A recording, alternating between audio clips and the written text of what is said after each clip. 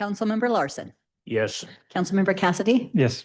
Councilmember Dan Hahn. Present. Councilmember Cox. Present. Councilmember Stubble. Present. Councilmember Josh Hahn. Yes. Mayor White. You do have a quorum.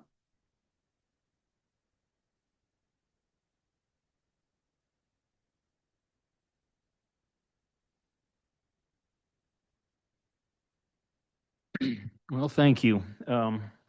Just a few things that kind of have caught my attention here the past couple of weeks that we've been dealing with, and you know, it's just nice to know that when things go sideways, you know, we appreciate our first responders, and I very much appreciate Dan and Josh, you know, serving here on the city council, and you know that's 1/3 of our council that has donated a lot over the years, you know, with the fire department.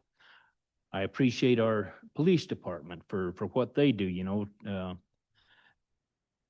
With all that wind, you know, you don't think, okay, that's not a big police deal, but you know, you start blocking off streets and dodging trees and everything else that goes on there. It gets to be a major doggone deal. And, you know, and then you hear about other citizens in the town that when they hear about a fire that's going on, you know, they call up and say, you know, is there anything that you need, you know? So I appreciate Michelle and her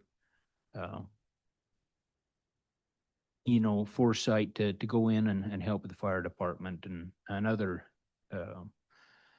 organizations when things get western out there, and so you know, I just appreciate that, and it makes you appreciate that you live in Lander. At the Paposia Conservation District, Dave was really excited about being able to work with the tree board, you know, and having conversations about what's going on with the parks and Main Street. So, you know, that's good, Kevin. Thank you. And Kelsey was also excited to hear about the possibility of the feasibility study, you know, that we were talking about for the rec center. And she stated that with her position on the hockey club, that she is aware of numerous grants, you know, that are available out there for specifically hockey type stuff. And, you know, just one more person to get in touch with as we delve into this and see what's going on. The solid waste district is working on putting a program together that would donate some tipping fees to various organizations or people that are interested in going out and cleaning up some of these rogue landfills, or you know, and that's something that they're working on there to get those illegal dump sites cleaned up. And you know, I think that's all I got for right now, Mayor. Thank you. Mayor, council staff, just really quick, the planning commission meeting was canceled for last week, so no updates there. No need to update on the golf course. We're going to hear that briefly. And then similar to what Mr. Larson said, I've gotten a couple of pieces of feedback over the last few days that folks are noticing people leaning in at the city and good work that's being done. And those are kind of the feedback that I'm getting. So thank you for everything that's being done. People are noticing. So thanks. Thank you, Mayor. I would like to talk a few minutes about the YDOT meeting last night. It was very packed, very exciting for YDOT. 29 acres of state land will be given to YDOT for the construction of a new facility in the future, which is desperately needed. The new facility will add updates that will ultimately add safety for the traveling public and our highways. I want to thank the legislators in the state of Wyoming for doing this. The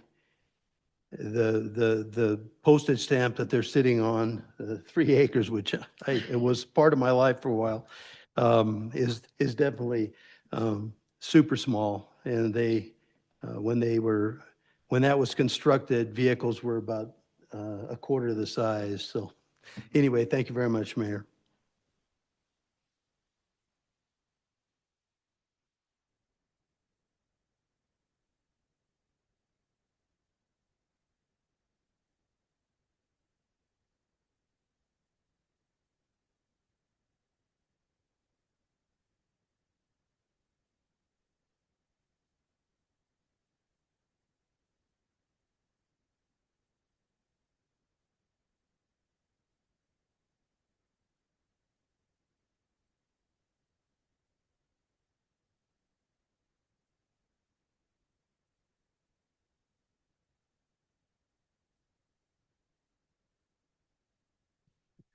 Okay, just a couple of things. The chamber has a couple of events scheduled here, one on Friday, right? That's the 27th, this Friday?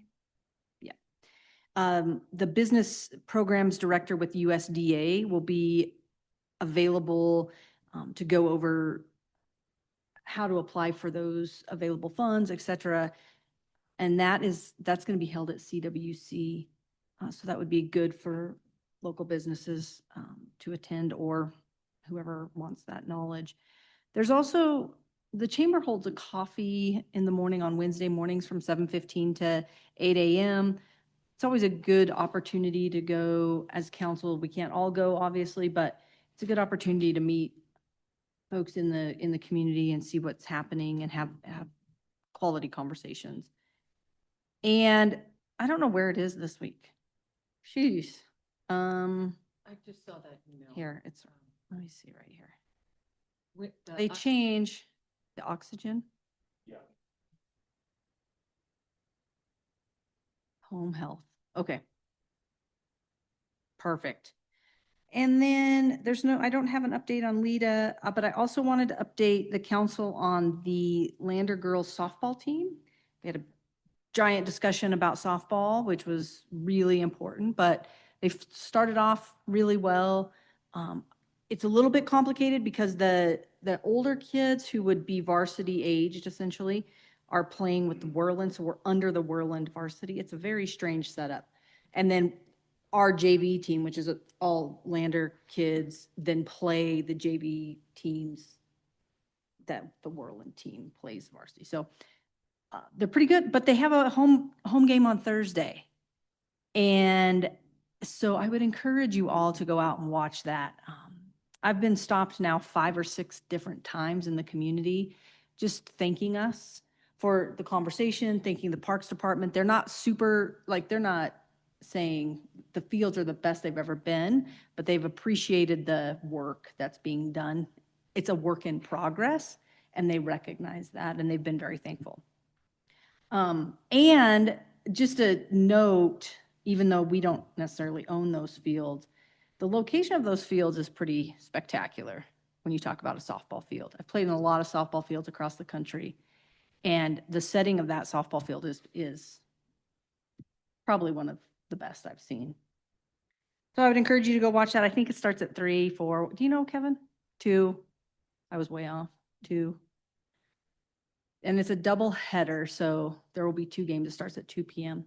It will be worth watching. We have some really good pitching, which is pretty rare for a first year team. Electric bikes. This is coming up. I have been participating in electric scooter racing, and not safely. So The one that the Lander post was No. about? no, but I was curious where we're at. I know we've talked about this before. If we're anywhere, we talked about, I don't even know, but I thought it would be of interest to bring it back up. I've heard a couple of things, and I got yelled at on my scooter. It's a topic on the agenda of a new ordinance that we want to approach next of a city one. I've also been in conversations with Mike, is it Cusick, they actually approached the legislature this year with items that they want to put into law in regard to e-bikes. So we're still there. I mean, we have a ways to go, but we haven't left it alone. So Okay. it's been spread to my staff more so over the last probably week or two that we're starting to really focus on the laws that are already in place. To be on the e-bike, you still have to follow all the traffic laws, and that's not happening. So Well, I do follow the traffic laws, but my question is, in line of that, a lot of those bikes are going they're cooking pretty good. Mhm. They're going fast. Is there a requirement that they be licensed? Because they're a, it's gray in the sense if they can self-propel, they don't have to. Okay. And that's the caveat between them, right? Is a lot of those, they have the ability to self-propel, uh-huh, but they're not using that ability. They're using all the electric. But the way that the state statute reads, if they can self-propel, they don't have to have a license. So those are some of the things. We're building a list of when Yeah. we do an ordinance. I told Mike that I would write him a letter of support to take to the legislature of how it's, and we're not standalone in Lander. This is a statewide thing that, talking to other chiefs and other agencies, right. they're dealing with the same issues that we are. We just really have to up our education, I think, is going to be our first, is continually putting out, these are the laws, these are the things that are required. Yeah. You have to be more diligent about it. It's kids being crazy. So we have to we handle it with a gentle hand, but it's time for us to start really pushing it hard. As summer's coming, it's only going to get worse. Well, and I also noticed in my scooter racing, the signs aren't all visible anymore on Main Street. So I'm happy to help get those back up. We used to have the no bikes on the sidewalks, and I'm seeing, We just ordered new ones okay. Well, for all of Main Street. I'm happy. And we redesigned them a little bit. I think if you look over the last, at least in the 3 years or so that I've been here, so our signing wasn't the best, where some of Yeah. them were too high, too small, some were faded, Annie even has been very instrumental in that, of us designing one that's eye level for the general person, that we've ordered them, and our goal is to get them put up. Okay. Cool. Well, That's a clarifying question. You said that if it's self-propelled, it doesn't need a license. To me, that seems counterintuitive. That pedal assist wouldn't need a license, but self-propelled are the ones that have a throttle and can go pretty quickly. I'm thinking somebody's Harley and they're pushing that thing down the road, that's self-propelled. That You're does away cor- with the license there. So probably my verbiage was wrong. If they have the ability to ride it like a bike, then it doesn't need a license. To me, it was the self-propelling, but I get it. Great, Councilmember Steele. Thank you, Mayor. I want to add to the list of thanks for all the folks who responded in the, catastrophic winds to our Parks Department and Parks crew who dealt with, maybe less tree damage perhaps than we thought, or at least on some trees. So Kevin and Lance, you guys can add details here, but I know you had extensive work to do in cleaning up and helping out on our properties and perhaps across to the city. It sounds like we had more issues with spruce trees than some of the legacy cottonwoods in City Park that we expected. So perhaps that's a sign that the proactive maintenance and trimming on cottonwoods has helped quite a bit in their longevity when those kind of winds arise. So thank you. That's significant work as well. The tree board is also doing extensive planning, lots of excitement for having a booth at the Conservation District's Garden Expo, which is April 18th. And they'll be there all day talking about trees that can flourish here in Lander, perhaps trees to avoid. They'll be giving away some trees as well. And they have also information about who's a licensed arborist and the benefits to hiring a licensed and bonded arborist in town, rather than, you might get a new company to town that's not licensed, bonded, or certified as an arborist, and they knock on doors, and it's for the homeowner. We would require a license, and the homeowner needs to, hopefully make an informed choice about. It's more beneficial to select your certified, knows how to handle the tree, bonded, arborist that has a license through the city. So they'll help us getting that word out as well. And Ann even has been doing a nice job around all of our contractors, talking about licenses and who's licensed on Facebook. And I want to just shout out too that hopefully many of you saw, but the Lander Journal had a really informative and nice article about the tree board, about staff and the volunteers and the inventory we're doing. And so it was a nice kind of cumulative, comprehensive article that started because of our champion bristlecone pine, which is always fun to mention. And Energy and Environment Task Force is digging now into assessing our progress towards the goals we set in 2022, I believe. I have to go back to look at the year, but some years ago, around reducing our emissions and increasing our energy efficiencies. You will recall they had a report in 2021 that set that baseline. We set goals. Now they're going to look at how far we've made progress towards those goals, and then perhaps looking and identifying some places where further progress could be made. I also attended the YDOT meeting that Councilman Hahn mentioned, and very informative about the challenges that YDOT faces, the hardships within those buildings that some of our other council people know well, and that I learned about. I want to summarize, well, thank you first to Representative Larson and the YDOT leadership from the district and local area for hosting the meeting and kicking off that very localized public input that, the legislative process offers quite a bit of extensive, in fact, opportunities for folks to weigh in during the bill drafting and bill passage. And now this is, a local meeting, which is a nice layer to add.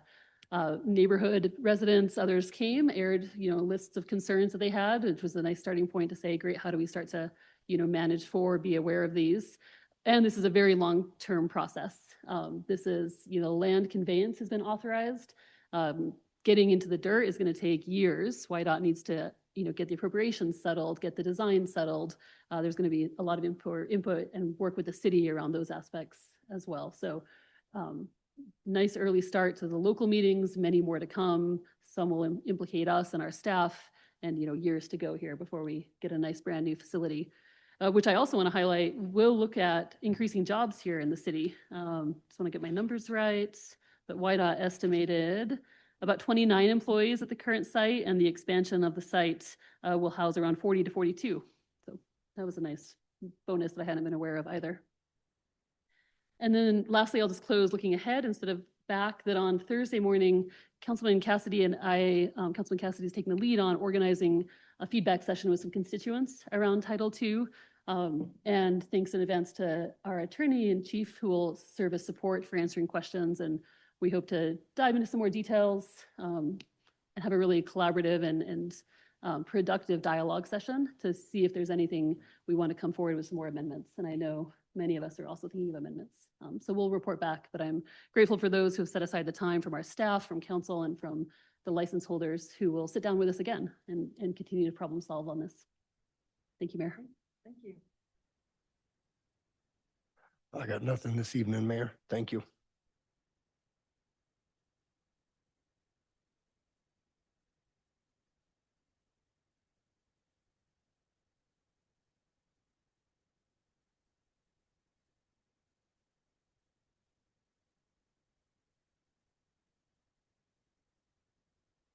Sorry, there we go. There we go. Sorry, had it on the wrong thing. So I'll echo the praise for our city staff and firefighters and volunteers. I got a little more detail from Chief Sywick. In terms of the structure fire, crews were on the scene for about 15 hours just for that one incident. There was also grass fires down power lines, car accident, a chimney fire. This crew was out for a long, long time. A lot of those folks basically had a 22-hour day in service to the community, and that's an impressive amount of dedication for that. Few other things. So before I forget, I wanted to note that because of this meeting happening Thursday, which is awesome, that's why we're not having the work session tonight about future amendments for Title II. So I wanted to get a head nod. Would folks be available April 7th for a work session meeting? So a week earlier, and that would allow us to get, again, continued feedback from license holders, constituents, et cetera, and then still be able to vote on the April 14th meeting. So looking at schedules, generally seeing Yeah, correct. So does the April 7th work for folks in terms of? Okay, great. So we can do that. And then also apparently there's one voting item as well we need to do, so we can do a special and a work session. Okay, great. Thanks for that. Some other things in attendance, likewise at the Y dot meeting, and we'll not repeat those comments. And great start to that process. A number of us were also able to go to the Luncheon Awards, always a great thing the chamber does. And I really appreciate that they gave the Spirit of Lander recognition to Mayor Monty Richardson. I think that was a very well-deserved honor to provide for him. Last week I was in DC with National League of Cities and then also with some other folks from Wyoming municipalities going up on the Hill. So great to be able to talk with other municipalities and various staff from council members, mayors, police chiefs, city managers about what are their issues, how are they managing it, wonderful learning opportunities through NLC, and then likewise time on the Hill to be able to continue to build relationships with the federal agencies because so much of what comes our way comes from these federal agencies. I also want to note, since I just looked at Regine, and I know you're struggling. Yeah, so Regine's sadly both eardrums are ruptured, and so it's really tough for her to hear. So please, please, please make sure mic's on and you're leaning in so that she can hear what we're saying for that. A couple other things as well. John or Councilmember Larson mentioned the rec feasibility. This is just so folks know, it's in the infant stage of doing so. We're not saying there will be a rec center, but we're curious to see what it would take to do that, what our community could financially support, both to build and maintain. So I know that's of interest to folks. So hope to hear more about that. I had a chance to meet with Patrick Edwards from Business Council today, and he's going to be in town for the next couple of days. So I think there's still opportunity to meet with him on Thursday. And among other things, he's really curious to know how the Business Council can restructure it to help communities in their efforts to have increased economic development. So give some thought to that, and he's curious to hear that info from you from that. And then likewise, I'll be having some conversations with Superintendent Harris from Fremont One about their concerns. They're going to face significant budget cutbacks and restrictions in how they can use their funding. And he has continued concerns about how that will impact some of their recreational facilities, including the pool. So seeing what we'll start having a conversation about what that looks like. And if the city can help and what that would look like for that. So let me just check my notes. Oh, I did want to note one thing, Councilmember Larson, that I had a conversation with Jane Nolte about some other things and mentioned that I missed being liaison and how things were going. They're once again doing the free tax returns for anyone doing the simple returns. They've done 202 returns already. Again, these are volunteers doing it. And they've come up with $374,000 in refunds. So yeah, what an impressive what a great service to have it anyway, but that it's been that beneficial to our residents is awesome. So with that, I'll turn it over to staff. I have nothing tonight unless anybody has questions for me. Any questions for the chief? Please relay all of our gratitude for the folks helping out in the massive windstorm, in addition to all that they usually do. Lance, what do you have? I guess I just want to echo that kudos to the fire department. I mean, for them to contain that to one house was simply amazing, given the circumstances and the wind and the horizontal flame lengths that were being thrown off of the house and the spot fires that were happening downstream. So, that performance, as well as coming out at midnight and seeing guys still on shift and being volunteers doing that, what an amazing crew. So, I don't know how they did it and pulled that off, and a lot of them had to get up and go to work the next day. They're showing up and doing that for us just out of the goodness of their hearts versus, our staff is out there being paid for what we're doing. And, even at the end of the night, traffic control on North 2nd with down power lines, keeping people from getting hurt in those circumstances. There was just a lot going on that required a lot of people cooperating in our community to get that done. So very serious event. We were very fortunate that the minor amount of damage that was done. And, talking with Owen and his family to come in here, they were in good spirits afterwards. I mean, tragic to begin with, but they're seeing, the community come together and really help them out. So I guess just a lot of things that, are very impressive with Lander and the way this community comes together. So just wanted to echo, we did lose a house, but we're lucky we didn't lose a subdivision. Yeah, yeah, agreed.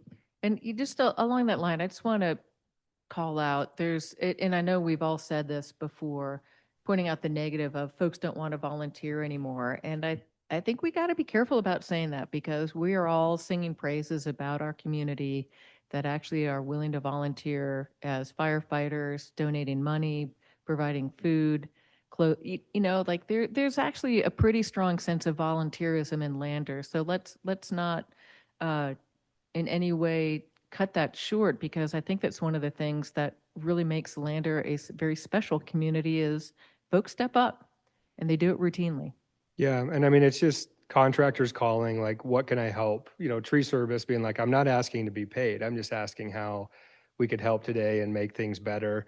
The dump saying, hey, we'll get a spot for you to bury a smoldering tree out here so it doesn't spread to more problems. I mean, it's just repeated people in the background who do want to step up and help. And, we don't recognize them. That's just people that do those sort of things day in and day out. And But most of them don't want to be recognized, which makes it all the more special to me. They don't want their name shouted out loud. They would cringe at that. they would. And so, an amazing crew of our staff who's say, I'll stay out all night, whatever you need. I remember I stepped up on site and was helping move a tree with the park staff, and I was in a stocking cap in my yellow, and Jason Bird kind of looks over and he's like, who is this person that's decided to show up here? And he's like, oh, that's Lance. Didn't even, recognize that, but citizens that are stepping in, trying to Yeah. help. And that wouldn't have been a surprise either if we had people that just tried to help move all those trees. And I guess the one thing with the cottonwoods, we don't have leaves on them yet. So, they're fairly resistant right now. With those spruce trees, having something that just continually caught that wind and not a lot of moisture, and those are shallow roots that are out there. So it was different to see some of those trees being the issue versus in the past it has been cottonwoods.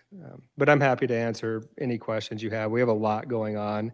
I don't feel like we've given Public Works much of a time out here before the summer's going to start. So I think we're just transitioning right into the next thing going on. And want to give a shout out to our Parks Department, because with softball, it's just, the school district doesn't have this figured out yet. And so they need things, and our staff just makes them happen. Like, they're the ones behind the scenes. It's like, okay, we told you to get porta potties. You didn't. We'll just open restrooms. We'll open them early. We'll get the fields ready. We'll teach you how to chalk them. Like, they don't have the program figured out. We're hoping to teach them. But, all of this just happens in the background, and people kind of sometimes just, they show up and it's ready to go and have no idea how it happened. So pretty amazing crew all the way through. So it opened my eyes as far as, some of the weaknesses and things we need to work on, but we have a lot of strengths as well. We do. We really do. Yeah. Any questions for Lance? I do have a question about the bentonite. Sure. What's happening with that? So we did some soil testing on the existing fields, and they came back as low as 2% clay. We should be 20 to 30% clay to retain moisture within the soils. And so we've been adding a lot of that scoria, the red dirt, coming out of different places. We're not getting the right blend in order to get the right dirt. So some of our attempt here is bringing in some clay to mix into and figuring out how to apply that. So we're doing it. Yeah, if you want to come down and, give us, we're going to probably till it in. Yeah, and try to get that surface to bind a little better. But that should make moisture hold in the soil for longer rather than just running right through when we do apply water. So we're looking at the fields for a better mix and then trying to keep it structurally together a little bit longer. a little bit in each field. We'll see what kind of mix we get out of this, retest them. We're going to have to import more materials at other fields, but finding out that needs to be more of a blend. I have one thing there. Yeah. Thank you. Just any quick update on Lincoln Street, everything going as expected? Yeah, I mean, they've started stripping the asphalt off and they're getting going a little early, which is great. A few complaints on traffic control to start. You know, they gave us a plan and it didn't match exactly what's out there. So hopefully that got addressed today as we echoed, hey, we need to keep cars from driving into the site. Let them know that the road's closed. But, you know, they're starting to, some concrete work has happened already and they're sticking to plan so far. Great. Okay. Regine. Okay, since you publicly announced my secret, I will tell everybody that I'm trying out our hearing impaired system, and it seems to be working. So thumbs up for Nice. that. So, but I have nothing. Okay. Sorry to call you out, but I didn't want you to have to be like listening through your mouth all night. Christy, how about you? Hello. I don't really have a lot to say. I have been working on rolling out budgets and diving into that, and also kind of looking into the grants as we head into the busy construction season, like Lance noted. And also we're a few months away from fiscal year end, so just all the requirements that are needed on that end. I think I was asked when I first started to kind of give you guys a quick update on the training with WAM. And just as kind of a reminder, in the fiscal year 25-26 budget that we're in right now, there was $100,000 in the budget, $50,000 in the general fund, and $50,000 in the enterprise fund for training, because the thought process at some point in time was they were going to have somebody for a full year. So the contract that we had with WAM was to pay $100 an hour for professional services. I know in the last bill, I think Councilman Hahn had asked about that. There were 49 hours on there. I went back through the detail of the bill that was for training for me. The rest of it was for stuff in between from when Shari left and I started on February 2nd. There's about $2,300 still out that she's trained me on to bill. So we're kind of at $7,200 so far. And I would anticipate probably 6 to 8 days, maybe more training between now and the end of June 30th, which is the end of the fiscal year.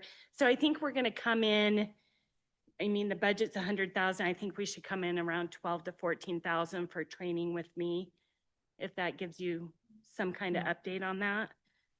As far as going into the next fiscal year, we'll have to discuss that at budget time.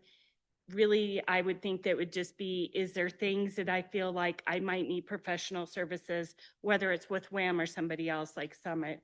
Would I need help with just the audit stuff, just to make sure there's no holes missed, just with that transition, that very first transition year, since I haven't been through an audit here? And then, but I don't think that I would need that much. Just kind of throw that out there. But also with there's an annual report with the Department of Audit called an F66, which is quite lengthy, very detailed to do. I know Shari said it took her about a week, which probably means it would take me my first time a couple weeks. So that might be something. I know that there's, for instance, there's a lot of smaller towns around, cities around the state that actually hire, for instance, like Summit to file theirs. And I know that it can be quite pricey to hire it out. So it makes sense that I learn it appropriately and take that over, because it will save the city in the long run. But I might need, depending on who we want to go to for professional services, I would probably want, like, bring that to our budget discussion in April. With that in mind, one of the things that I did find out is there is WAM is actually going to the Department of Audit on April 9th, and they're going to have a discussion about the F66, because in some respects, One is to find out, is that still necessary? If you're a city that's getting a full audit and we're spending all these dollars getting a full audit, do we really also have to do the F-66 annual report? And if we do have to still do it, because a lot of little smaller towns don't get full audits every year, so it makes sense that they have to do that. But if they still feel like it needs to be, then I think that they're going to try to push it past 90 days, because right now it's due September 30th. You're usually in a full-blown trying to get through audit, not even have your fiscal year closed, and trying to do all the work that goes into finishing that annual report for the Department of Audit. So I'll let you know when I hear kind of what comes out of that discussion, but we do have people pushing for the benefit of our cities, like, this doesn't make sense, let's change this. So is there any questions? Did I answer any of the updates you guys kind of wanted, or do you have any more questions? Yep. Any questions? Great. Thanks. Okay, thanks. That's nice to know that they're trying to look at, I mean, it seems like duplicate work if we're both going through an audit and having to do the F-66. So. Yeah. Yeah, Thanks. be nice for that. Councilmember Stubble. Thanks, Mayor. Thank you so much for the detailed reporting about the training costs. I really appreciate having those numbers in front of us. I did want to just note more for all of us listening that there is sometimes conversation about, does Lander have an audit or should be audited? And I wanted to point out we do, yes, as you said, we all know this, full audit every year. They're on our website as well under the Treasurer Department. So there's a lot of transparency there about sharing those results. And I don't think we quite yet, it's only been a month or less that we've had the 2025 one, but Mayor, if we can get that one uploaded too. Yep. Thank you. Yep, absolutely. And again, public's welcome to it. They're welcome to the meetings when it's discussed. We absolutely want to be as transparent as possible. And agreed, there were a number of folks in recent social media posts suggesting that the city be audited, and we have been for many, many, many years annually. So thanks for bringing that up. Adam, you ready to say you have nothing to say? I have an F-66 report I'd like to present tonight for an hour or two. No, I don't have anything unless somebody has any questions for me. And Rochelle. Just a quick update on health insurance. I'm continuing to try and gather some information to offer our employees some different options for health insurance. If we want to switch to the state plan, there's some pluses, there's some minuses. We kind of talked to council about it last year. We would need to sort of make that decision around February because they need to know 120 days before we want to onboard with them. So I have calendared that to look at those numbers again next year and rerun them to see if it makes sense for us to move that direction. I've reached out to WAM JPEG this year. They can't even give me numbers till after April 2nd. And we have to commit to our current provider no later than the end of April. So they're not sure if they'll be able to give us numbers because there's sort of a detailed application. So I reached out to our current provider to inquire about different options concerning deductibles and things of that nature. And I hope to bring something to council fairly soon to approve and move forward. And I have a feeling it will be a work in progress for a couple of years. Yeah, thanks for that. I appreciate you doing the checking to see what other options are available. And as I think folks just heard, the timing for this is abysmal. We can't look at all three of these options for us simultaneously, which is really a challenging one for us. And again, I appreciate you looking for different options for high deductible, low deductible for our staff to be able to look at, see if something suits their personal family needs best. From what I've seen so far, I'm disappointed that there's not more of a financial difference in these programs. I had hoped it would be a more striking and compelling option for our staff, but it's still worth looking at and offering. So, yeah, thanks for that. All right, I think we're up for Mr. Peters. Come on up.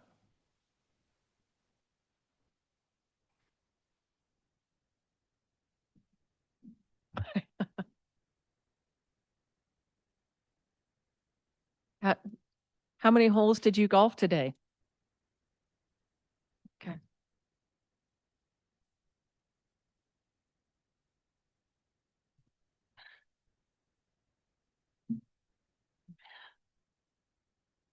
Everybody hear me okay?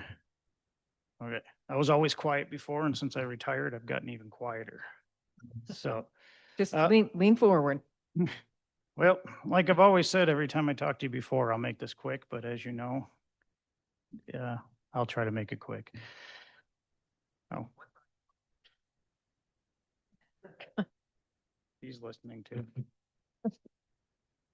Okay, so every year the golf by our lease, we're supposed to come in and give a yearly report. Well, it's been lacking in the last few years, but there's been a lot of changes going on at the golf course. So, uh, with a lot on the plate here, I'll just start out by surmising, and then we'll get into numbers and any questions you got. So, to put in perspective, with the Lander Golf Course, we maintain, a lot of folks don't know, is we maintain 156.2 acres of land up there. Okay. It's gigantic. It's a monumental uh, undertaking of trying to keep that up to standards, because ultimately the land is the city's land. It's not the golf course corporation that's operating it. Uh, we're home to Nordic Ski. Nordic Ski, even though there was no winter, Yeah. we Most years. I guess we were a home, but they just didn't come visit very much this year. But this year we actually had a firm agreement. Before it was kind of, they just came up and used the place. We actually had a whole plan for this last winter, and no snow came about. Before, they didn't need to use the clubhouse, where we actually had a whole thing set up to where they'd come and be able to use the clubhouse, be able to warm up instead of going to porta potties out in the middle of the golf course. So we had a sweet deal, and then the snow didn't happen. So, but uh, I would argue, which you've heard this out of me before, because I always try to claim to fame on everything. I do believe that our golf course is the most recreated facility in the city of Lander. And when we get into numbers, I'll explain why. I mean, we ran over 30,000 golf rounds last year. Besides the actual golfers, people use it. We have runners out there every day. We have people walking their dogs, which is a point of contention when the season starts a little bit. Also, when people go to the left, Yeah. yeah, when people walk on the left side of 7, I get to listen about how their shoes are covered. But we're a very busy facility. With that, when it comes to how we operate, when it comes to our lease, in a way, we're a quasi management group, if you want to think of it that way. The reason why I say quasi is because most management groups that you'd have, if the city went with a management group, the management group would only operate under the actual running the golf course, not taking care of the infrastructure, not taking care of those aspects, and they'd be doing it for profit. Where with our organization, we don't do it for profit. You got to think of us as kind of an enterprise fund. Even though we're not connected to the city, we're operating in that kind of way. Even though we operate as a corporation, there's no owner at the end of it that's taking a profit. Everything that's brought in is recycled back into the golf course.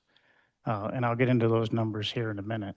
But with the golf industry, it's kind of a niche business to understand with operating that golf course is some years you have really good years. And then the inevitable flow of golf, if you understand it, it's going to drop off. Well, when it drops off, you have to have money to keep sustaining that product. You don't have to be Augusta, obviously, even though a lot of our golfers think it should be. But you need to be able to provide that product and be able to provide it at the level that's acceptable. And what you've probably seen or heard through the years here is sometimes that product went way down with the quality. Well, then you get into a game of, pricing, and we want to charge, and that's what I gave you guys, and we'll get into that soon, is to kind of understand what goes on with inflation and the reason why prices are what they are. The golf business period is an expensive business. It's expensive to run, it's expensive to play, but you'll see, even though some people might argue with us, and I have a lot of people argue at the golf course, is we're keeping it very affordable for our community because there's a part of, since the way we're able to run, we're not running for a profit. So in turn, we're able to buffer down a little bit to where in turn, we don't have to maximize every single profit when it comes to, because we're trying to make money in the end, if you understand what I mean by that. So in turn, you'll see that sheet I gave you when it talks about inflation, and we can get into that in a little bit, is you'll see that we're behind inflation. But in turn, we're okay with that because we're still providing an affordable product for somebody to come out. And when it comes to the average folks in Lander, uh, especially with the cost of living, we're in a weird spot with Lander. It's not weird. It's a great city. Don't get me wrong, but it's very expensive. And what it costs, labor costs here are a lot more than labor costs in Torrington, Wyoming, just for the fact of the cost of living. So we deal with some things when it comes to our business up there that are unique when it comes to the rest of the golf courses in Wyoming, where in Torrington, they can afford to pay their labor $10 an hour or $8 an hour. Well, we pay 15 because, and even then I feel bad because how is somebody truly going to live on $15 an hour in Lander? It's extremely hard. So, let you know what's going on up there right now this year. So 3 years ago, we started a 5-year plan. You'll see when it comes to business, business has increased dramatically since 2021 up there at the course. In 2021, we only had 5,240 paying rounds. Last year, we ran 12,258 when it comes to, that's our daily fee golfers, not our memberships. We do sell passes up there. Even though I say memberships, it's a pass. But our pass holders only account for 16.5% of our income. So the passes are good because that's tradition. Landers always run that as a tradition. But the pass holders, when it comes to the actual revenue coming in from the passes, that was put into place from what I can tell historically to be able to jumpstart the season. Because the golf course went through a lot of years where they struggled financially. Nothing against the past. I'm not here to bash the past, but there's a little bit of a difference. We've made a stride in the last few years to turn it into a professional organization. Not that it wasn't, but I'm saying bring professionals in to run it. So I got to tap myself on the back on that one. But also this year we brought in a superintendent, a true certified superintendent, which far as I can tell, I can't, kind of guessing and word of mouth, I believe it's probably been over 30 years since we had a true agronomy person up there at the golf course. What that does is it increase our costs, but in the same time, it decrease our costs because now we have somebody in there where it's not us trying to figure out the best we can. It's not Google superintendent trying to figure out how to deal with agronomy. So the condition of the land is going to go up dramatically here in the coming years, especially this year. So 3 years ago, we started on a 5-year plan. During the last 3 years or 2.5 years, we've reinvested over $500,000 of the money that came in back into the golf course. We didn't ask the city for money. Nothing against the past, but I sat in these meetings back there as a police chief and listened to how people would stand up here and say, "You're not giving me this. You're not giving me this." Well, our board firmly believes, and we want to honor the aspect of what the city's allowing us to do with the lease. You gave us the lease to run the place under the thing of do the best we can. There is a clause in there when it comes to infrastructure where we can ask for up to $125,000 a year for a fiscal year. We have not asked for anything in the last 3 years since I've been there. Now Lance has stepped in and helped us on a couple little things here and there, but when you think of dollar amount, this is not always, we want the city to pay our bills. What we're trying to do is we're trying to sustain everything up there ourselves and do the best we can. But with that said, we also understand that when it comes to the infrastructure and the aging of the infrastructure up there, there's going to be a point where we're going to have to come to the city and say, hey, if we have a couple of huge main lines break, we won't be able to sustain $200,000, $300,000, $400,000 it might take to get it back up to what it needs to be. So there is a time that inevitably, I hope it never comes, but inevitably it's going to get to that point eventually where somebody from, whether it's me, if I'm still around, hopefully I'm on the beach. But if it's me, you're going to have me, or visiting Lance asking, you got to help us here because we just don't have that ability. But when it comes to a plan, 2024, we replaced all the carts. They were aged out. We replaced the main pumps. And then also what we started a sprinkler replacement project. It doesn't seem like much because everybody thinks, well, sprinklers, you think of your front yard, right? Well, the sprinklers on the golf course, the sprinklers and the valves that go in them cost almost $300 a pop. And the golf course has between 300 to 500 sprinklers on that golf course. So when you think of the sheer amount, we started that as a 4-year plan to try to get to where, at that cost so far, we've already put in over 150 sprinklers. So that's $45,000 alone just in sprinklers. And then that's why we get irritated when you ever hear when somebody decides to take a golf club and smash one. They don't realize what they're smashing. So that was 2024. 2025 is where we kicked in. We remodeled the building up there. Not only what you see with the pro shop, a part of that remodel was not just we want something looking nice, which it did come out extremely nice, but also we had no winter income. The way the golf course used to operate was they opened up April 1st, they ended October 31st, and then they sat. Well, when you sit, your pump still costs money to run on heat.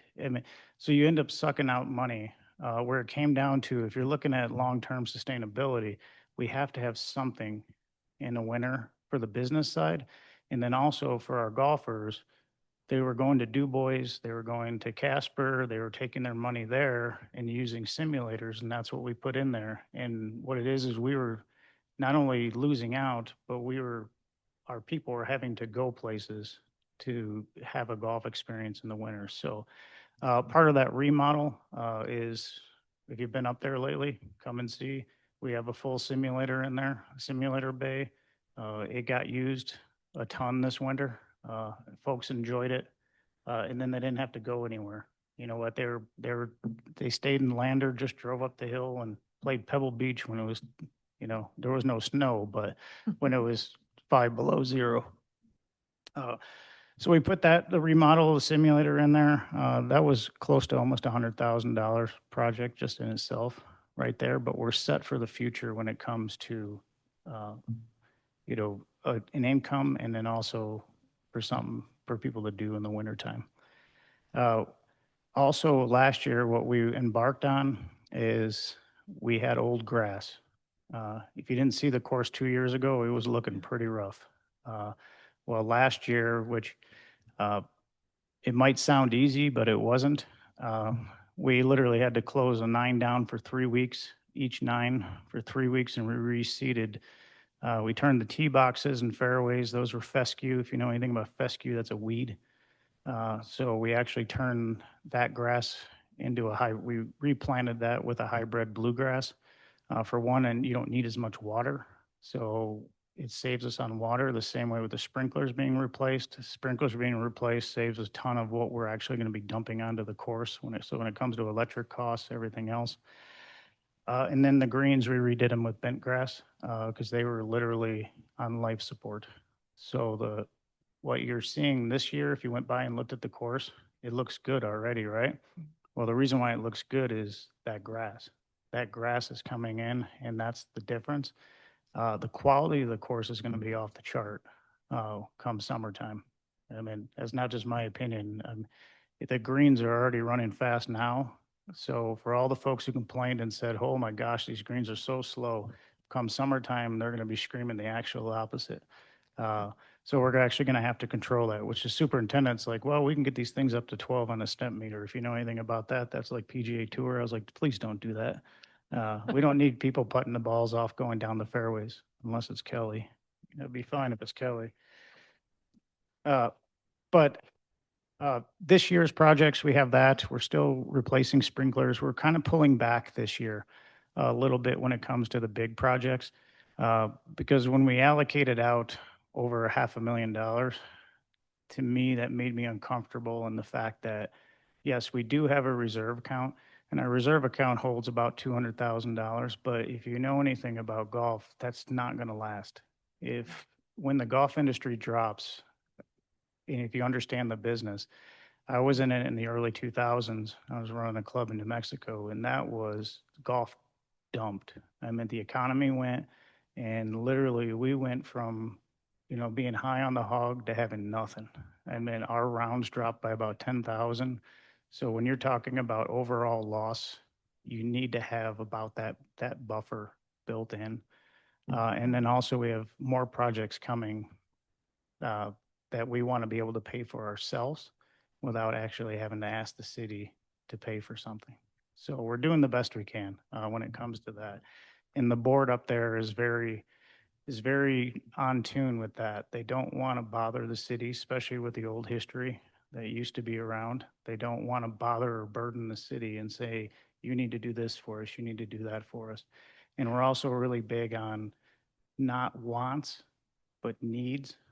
And then needs in the sense of what's going to make our product better to keep people playing, not just our locals, but also our outside folks. Our locals, they're great. They keep us going.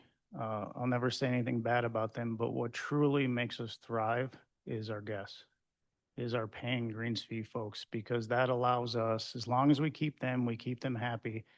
And that allows us to build up our revenue to where we don't have to burden the pass holder to pick up the slack. And when we look at our passes, what happened through the years is they didn't follow inflation, which for whatever reason, probably didn't even think of it. But understand with that sheet I gave you, it kind of breaks down, and so you understand is in 2021, the reason why I put 2021, because that was the last year before I came on board. I was on the golf board starting in 2022. And then when I retired, I left the board and then became the general manager of the golf course. But in 2021, since 2021, the golf industry has experienced significant increases when it comes to inflation. Pricing's up 30 to 50%. Wyoming, I tried to get specific with Wyoming and municipal stuff, which is very hard in Wyoming trying to find information, but I think I pinned it down pretty well. So that gives you kind of a rough idea, but even starting in 2021, they were 20% behind inflation at that time.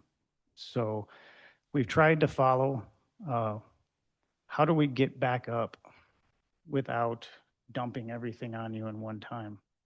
It's hard, especially since everybody is used to paying this amount. The last thing you want is, okay, I normally pay $700 a year for my pass. Now all of a sudden you're charging me $1,500. Well, yes, that would put us back, but that's not what we want to do. We don't want to have that burden. So in turn, that's where we really promote bringing in outside folks. We host 20 tournaments a year, which might not seem like much, but you guys understand being out there. We bring in, I guessed, I couldn't pin it exactly down, but I believe between 1,500 to 2,000 out of town people for our golf tournaments. So when you talk about economic side of it, those folks are coming in that normally are not here in Lander. Yes, they went and played golf and they paid for that with me, but they also probably ate down here. Some of them stayed the night. So there is an economic impact when it comes to the golf course. Yeah. Now, to be able to pin that down, Can you say the number of people again? 1,500 about 1,500 out. I had, total for the tournaments? no, not total for the tournaments, but outside folks that weren't our own folks. Per tournament? What's that? Sorry, are you saying per tournament or total for the No, tournaments? Total for the year. Okay, great. Total. Wanted to clarify that. Yeah. So, but in the same sense, that will break out the reason why we price, and we're actually still pricing a little low when it comes to our passes are where we need to be, even though we're still, if if you compare apples and oranges, I still believe we're about 30% behind inflation. But we can survive at that level. Now, the cost of goods is ridiculous. It's absolutely ridiculous when it comes to, fertilizers, when it comes to, I understand equipment. You know what, you end up paying when you have to buy mowers, but just what they're charging us for basic grass. I mean, the grass on our greens, to put in comparison, is bent grass. Well, one tub of bent grass that's that big costs $397 for one tub of grass. So the costs aren't going down. We're just doing the best we can to slowly work our way up to where we need to be, which I believe we're in that ballpark now. So there's no dramatic increases that are going to happen. But for this year, we're actually toning back. My inner squirrel went crazy and I went running. But we're toning back a little bit when it comes to any major projects. But the problem is that doesn't mean that something's going to come up. We have about 7 major breaks a year when it comes to the golf course and replacing those lines. I'm just hoping that the big ones don't go, which there are a few out there, the big lines. We have one on hole number 5 right now that's broke, which is one of our larger pipes on hole number 5, which is right by the community center. That broke last fall. We replaced it and we thought it was good. Well, when they pressured it back up, it blew the rest of the pipe. So we'll have a major project there, and that project alone is about $30,000 that we have money for, and we'll take care of it. But the thing is, if we get too many of those, who knows? But we have a gentleman coming out. He's going to map. He's actually going to sonar, or whatever they call it. He's going to run the thing over, and we're actually truly going to figure out where all our pipes are. Where we can guess, there's old schematics. It's really confusing because you can tell. I mean, obviously, when you see sprinklers, you know that there's a line that's going to run up the fairway. You know it goes to where the sprinklers are, but where do they go from hole to hole? Where's all the piping? Well, we need to get that figured out because ultimately we need to come up with a replacement plan, whether it's a 20-year plan, a 30-year plan, or something to where in turn we can actually, instead of always band-aiding or guessing what we should, then we'll know, what, this year we're going to take care of this. This year we're going to take care of that. And then hopefully we're going to replace this 60, 70-year-old pipe that might be in the ground or whatever it is. Councilmember Larson. Has a question. Just one quick question going back just a little bit, Scott, there. Did you say 700 breaks a year? 7. Oh, 7 break. Okay. Yeah, I was gonna 7 say, major. holy cow, two a day. No, Okay, So- thank you. it seems like 700 Is sometimes. there a way in not only locating, but getting a sense of the overall condition of the pipe? Like I'm thinking about what Lance had done on our streets with being able to identify, this is old, these are both the same age, but that one needs attention first. I don't know. I'm going to have Okay. to pick Lance's brain on that. Okay. Now, when it comes to water and irrigation stuff, I've had to get the crash course, especially with pumps. They talk to me about flow rates. They talk to me about check valves, and this has been like foreign to me, but I'm learning as I'm going. But on tap, we're to kind of put it in perspective. The golf course brought in about 700,000 last year, just a hair over 700,000. And we reallocated 660,000 last year back into the golf course. So technically, if you want to think of it as a net profit, which really it's not a net profit in our case because we bank that to reuse when we need to, it was $40,000. Now, over the course since 2021 to now, we've increased revenue by an ungodly amount. So since 2021, the net gross for the golf course was $243,000. So last year, we brought in $730,000. We didn't do that by increasing fees dramatically to bring that in. What it is we increased rounds and we increased activity. That's where our rounds, when you estimate the folks, our membership, which is sometimes hard to track, We can track the paid ones really well. The membership ones that check in, we can track them extremely well. But a lot of our pass holders walk out on number 7 and go play golf. And in turn, we end up with a lot of kind of leakage to where if you try to pinpoint it to an exact number. But the reason for that increase is multiple folds. For one, how we're running it. We're running it specifically related and understanding the golf business. So we're able to maximize in areas that were overlooked before because I didn't think of that. Merchandise. Before, the golf course always gave away their profits. They didn't know any better, but what they did is they hired a golf pro. Well, they hired a golf pro and gave them a pro deal. Well, in turn, then they said, well, we don't want to deal with the merchandise, so you can have that. You know, we don't want to deal with the restaurant, so you can have that. Well, what you're doing is you're handing away everything when it comes to what your potential profit is at the golf course. And that's what ended up happening. So we reined all that back in. So in turn, now everything that's up at the golf course is coming back to the golf course to be able to put back into the golf course instead of being handed to me or handed to somebody else, not understanding what we're actually doing. And then in turn, you give a proper deal to the person running it. So that's where we are financially. You know, this year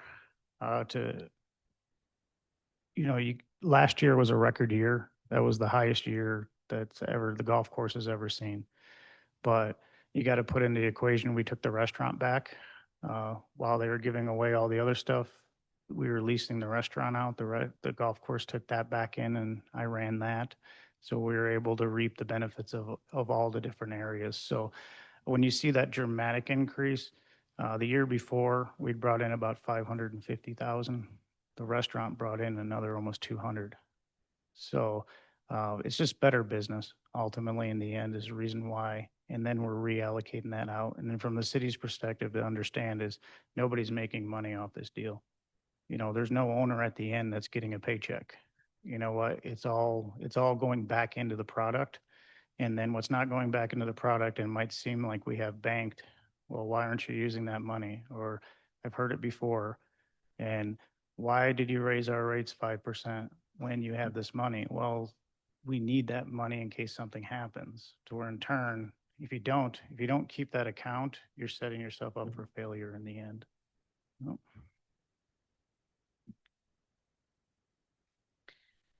Thank you, Mayor. And then Dan. Oh, sorry. Go ahead. You were first. Thank you. Has there ever been any consideration of making it just a 9-hole course? Not that I've talked about, not that I've heard. The only reason I ask, I think this comes up quite often because a lot of people only play 9 or prefer the front 9. At one time, they made that the back 9 and it was a whole kerfuffle. So my question is, and it's a little bit of it's not a loaded question, but there's a reason that it's 18 is my understanding. And that reason is so that we can host tournaments that a 9-hole course could not host. Is that accurate? No, that's not accurate. Okay. It's 18 holes because that's a standard golf course. Standard golf course is 18 holes, or what they consider a championship golf course, which, you know, the Lander Right. Championship Golf Course, I'll title it. But no, we can host golf tournaments at 9 holes. That's not anything, which if people come up, you can play 9 holes. You don't have to play all 18 holes. The one thing that is a trend in golf, which to jump real quick, is the reason for the simulators, which most people don't understand if you understand the golf business, is 43% of golfers right now are not playing on grass. They're not playing on golf courses the way we traditionally think of golf. Our younger generation who grew up playing video games all day long don't want to go out and play golf. They want to play video games. So, but they'll come out and play on the simulator, even though it's not a video game, but they're hitting a ball and it's a video game in front of them. Right. So 43% of folks in America right now are not playing golf courses. They're playing simulators, they're playing Top Golf, driving ranges, anything that's interactive that's a digital form. The one thing that is a trend nationwide is not 9 holes, is 3 holes. So There's a lot of golf courses. The thing is, I'm still trying to figure that out because our mapping is weird. So there's nothing that goes out that comes back to where we could say you play 1, 2, 3 at your lunch break and we have this. There is a niche out there that I believe we could actually grasp if I can figure that out. How do we do that of 3 hole courses? Or not, even though our course is 18 holes, you can come out and you can play 3 holes, or you can play 6 holes, or you can play 9 holes, which 9 holes is standard. But coming up with something outside the norm, because a lot of folks don't, they come out at lunch or whatever, they only have a certain amount of time. Yeah. And yeah, our pass holders do that all the time, but what about our paying public where they wouldn't come out normally because they know they don't have enough time to play 9 holes? So Sure. So there is that. But no, the whole misnomer of you have to have 18 holes to be a championship course is not, That's not it's not, accurate. no. That's good to know. Councilman Danton. Well, first off, I want to say thank you. This is the best and most information that that I've ever received, sitting up here for 18 years, and is very much appreciated. And I totally understand a bank account. I don't think there's anything cheap about maintenance and any kind of equipment on a golf course. So, I mean, it's super expensive, and it's something that you have to be prepared for the good and the bad. So anyway, thank you very much for that. That was awesome. Thank you. Thank you, Mayor. Yeah, thank you, Mr. Peters, which I wish we could say chief in some ways still. It's incredible. I don't have nearly the 18 years experience of Councilman Hahn, and this is a 180-degree difference in this presentation, and the sustainability, more so than the presentation, the sustainability of this incredible recreational facility. So thank you. Clearly your business acumen and the board's foresight and strategy setting has really paid off for the community of Lander and for the golf course and board as well, and club. I was curious, could you break down your reserve and the reserve strategy a little bit more? I caught some bits and pieces, so tell me if I'm correct here. You have currently around 200,000 in reserve. Some portion of that is to cover 6 months of operations. How much operations do you want to cover with that? Well, when it comes to operations, if you have a downside in golf, it's, say we have a downtime and you never know when it's coming. So for one, that reserve is built up for, you never know how the year is going to start. So technically, we might say this is going to be a great year. And then all of a sudden come May, nobody's showing up. Well, then you're going to have to reevaluate. So it's different than the city. The city's kind of stuck in a way of you have all these employees. You can't, I guess you could lay them off, but, but We're not. Or not. but Yeah. we have our plan. I have my plan, but what it comes down to is it's all, the way we operate is we're not operating off of that. That's sitting over here in case it needs it. We're operating off our budget, and then in turn, our budget is only set on what comes in. So it progresses during the year. So even though I set our budget for this year at $500,000, well, that every month, especially for the first few months, we're going to have to reevaluate that and then be able to go from there. But the strategy is, for one, we know lines are going to break. I hope no more pumps break, but I got a feeling anything can happen. And just a pump alone, that pump house we have right there that cost us a fortune in electricity last year, just that pump, if that main pump goes, they quoted me close to $70,000 to $80,000 to replace that pump alone. So it might seem like a lot, but it'll vanish quickly if it's needed. And then the other side is, the reason why it's built up is because we're trying to do it on our own. Ultimately, in the end, we're trying not to burden the city, even though we have the option if you look at the lease. But it's our goal to try to honor what we're supposed to be doing, especially from what the past has done, trying to blame the city for everything. And even though it is tough, which when you look at the sustainability, on that one thing I wrote, don't take that as a jab to the city when I talked about that we're pretty much alone. When you think of municipal owned land in golf courses, I believe we're the only one in the state that's operating this way. And it's okay now because I think we have a good partnership and we have an understanding and we're working together. But that might be something for the city to think about in the future, depending on who's up there.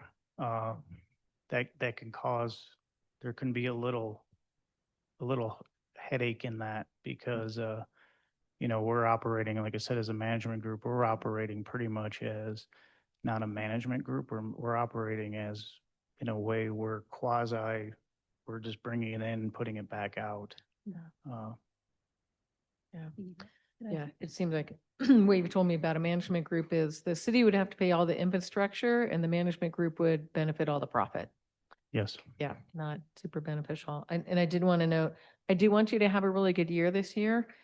And a lot of us are still hoping for some spring snows that are heavy and wet for our irrigators and firefighters. So we're going to be at a little bit of odds on that. That might slow the start to your season. I know. So- I don't want to say nothing, but personally, if you don't know, I opened the golf course on March 12th. That's the earliest I think has ever been opened in Lander, which the weather's good. But looking at the future forecast, even though I kind of would have liked another 3 weeks off, there's no reason not to open it. The conditions were there. We had our superintendent on since January, so I mean, our stuff is all fixed. It's amazing what this young kid did. His name is Tate Thomas. So if you end up there, go visit him. His dad actually was a superintendent here, which I believe he was the last certified superintendent that the golf course had, and I believe he left in like 97. So if you get time to go see him, but this kid's done wonders when it comes to fixing our equipment, outsourcing. I mean, we had to spend over $50,000 last year in outsourcing our equipment to be fixed. This young man fixed stuff that they said was broken that was stuck behind the shed. I don't know if you guys ever been up there and looked behind the shed as you go in. It was like a boneyard. He got every single piece of equipment working out of that, including one that had 800 hours. So, yeah, I have no understanding on that one, but this kid's going to do wonders when it comes to the golf course. Yeah. More questions? Thanks, Mary. I did have a follow-up on the reserve there. So what I'm hearing then, of course, the bulk is for future infrastructure replacement. And then you have some buffer if the year turns out, to be slow or poor. Yep. Last year you said you put in around 40,000 back into that. You brought in 700,000, spent 660. So you had 40. Is that a standard amount of savings you want to add to the reserve? Do you have a strategy for every year, what you want to? No, I would have liked to put more. Okay. I would have liked to put more, but you know what? Last year was a big step in our plan. For the fact that we needed to get that winter business, so we put in a lot. And then also what came up too, which hurt us, is the fiber on the back 9 blew, which runs our sprinkler systems. So if you were out there, you probably saw us digging holes. That cost us about $34,000. That was unexpected. So, no, ideally, I would like to have between 300,000 to 400,000 built up. For one, it might seem overkill, not just for operations. So don't confuse the reserves with to pay how we want to run. That's not the nature of what it is. We'll adjust how we run, but the thing is we have to run to a certain point or the place will degrade. But mostly what that's for is to replace big ticket items when it comes to infrastructure. Because 156 acres, I don't know how much pipe's on there. I guess we'll know. But to rough estimate, it's probably 50,000 to 100,000 linear feet. And with the cost of pipe nowadays, not counting what it costs to dig it up or anything like that, Lord knows what the cost would be. Not that that money will take care of it by any stretch of the imagination, but it might buy time. Yeah. Well, Mayor, if I may, it's again, you use the word partnership, and that is such the perfect word for what we're experiencing now, I think, with the way you and the club are running it. And so I'm really heartened to hear that you've got that reserve and you're thinking about those long-term, replacements and saving for those. And of course, we do have the ability to step in and help you through that lease agreement. So especially having great trust in how you are running it and what you're taking care of as well. Mayor, I have a separate question. On another angle here. If I may, you are running the restaurant, and as a liquor license holder, while you're here, can you discuss if you feel like there's any impacts on how you run that business from the proposed changes we have looked at for liquor license holders? I don't. And I sent you guys my opinion. I don't see, I don't have a problem with any of it. Just for the aspect, I believe, just from my standpoint, I have no, which I came from the law enforcement background, but I have no problem with accountability. I don't see a punishment, because even the way it's written is, say something happens and I have a couple violations, I'm not really punished until it becomes a major trend. So that's where I don't see an issue. Where I see there's an accountability side of it to make me, make me do the right thing, which I should be doing the right thing anyways. And I think it's, from my standpoint, I think it's my responsibility. It's my responsibility because I'm liquoring them up. When I'm liquoring them up, I should make sure that there's the accountability side of, am I operating in the right way? So I'm not worried about it because, from my standpoint, I'm not worried because I follow the rules. That's just my view on it. So. Thank you for that. Thank you, Mayor. Yeah, thanks for that perspective as well. You have a unique position of having served in governing body, chief of police, and a license holder. So you have that wide angle lens that is unique in the conversation. I'll give one caveat though. The only thing I saw in it that I didn't like was the whole tax thing, because I ran into it last year at the golf course where they said I didn't pay my payroll taxes, where I paid my payroll taxes. So then in turn, they shut off my liquor for like 2 days until we got it fixed. Well, I could totally see where, I mean, Rochelle knows because they reported it to her, and then Rochelle's calling me and I paid. Where I could see that, because just from my standpoint, the state's not doing their part. They're not operating right because they cashed my check and then they still suspended me like I was some type of bad person. Even though they got it fixed, that's the only caveat I saw in that, which I don't know if it's still there. I haven't really paid attention to it. Yeah, I think we now have a length of time that we can feel confident that that won't repeat itself and what's being proposed from the time frame. So yeah, Lance had a. Yeah, we've been looking at Dillon Park as potential irrigation replacement. And just to give you an idea, working with an entity, our estimated project cost was 375,000 to 475,000 just to do that park.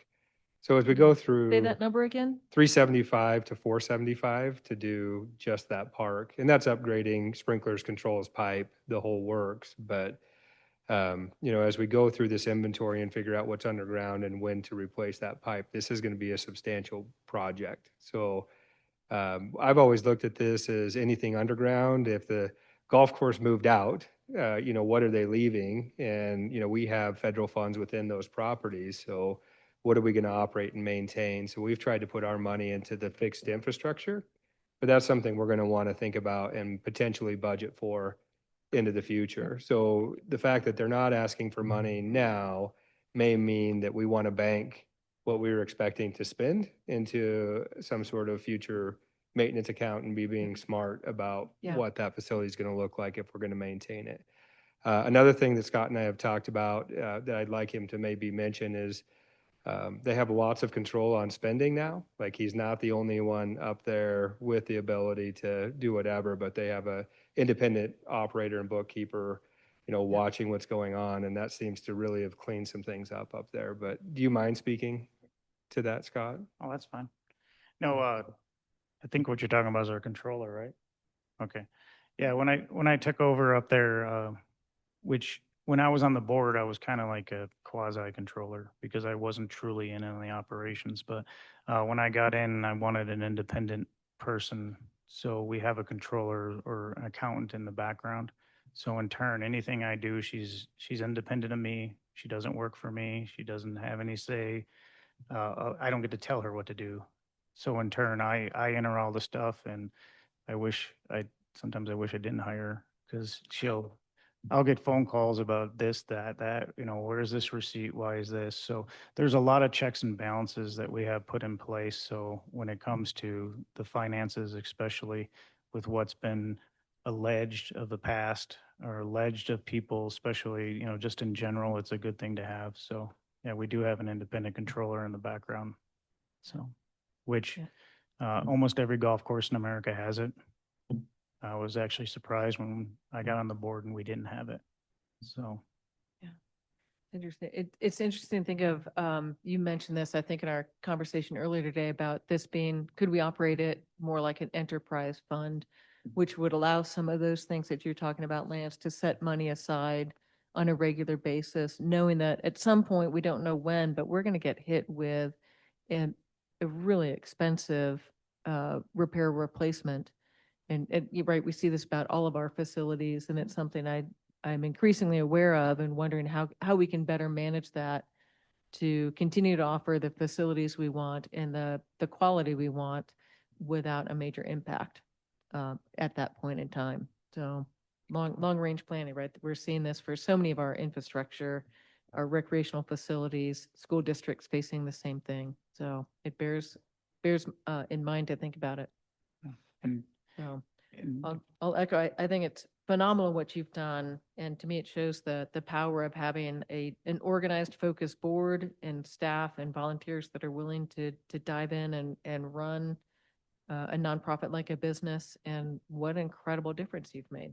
So thank you very much for all you've done to date and the coming years that are going to happen. Any other questions for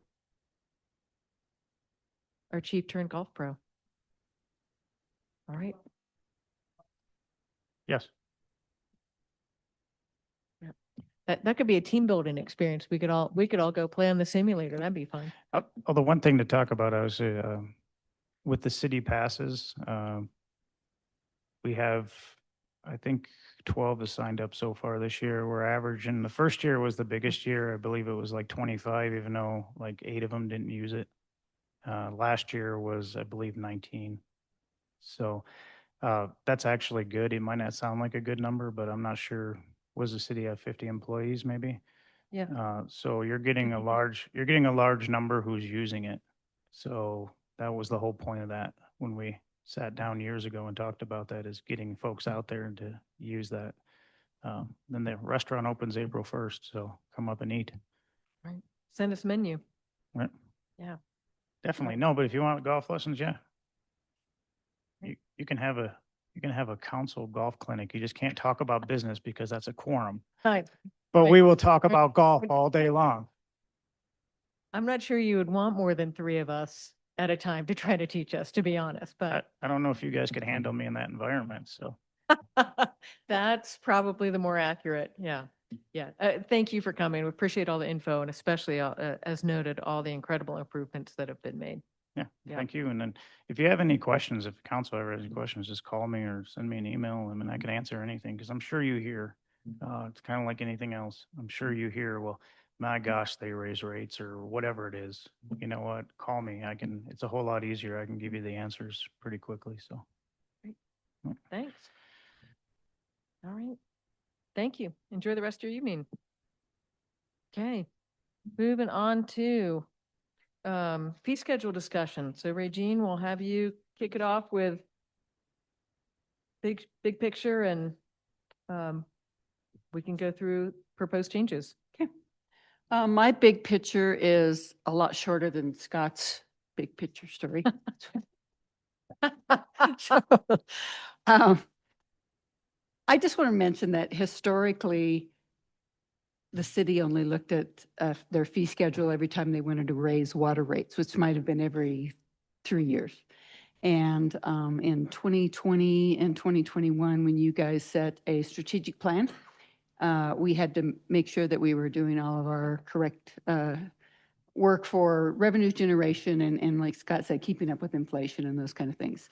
So Shari implemented this annual program to keep up with inflation.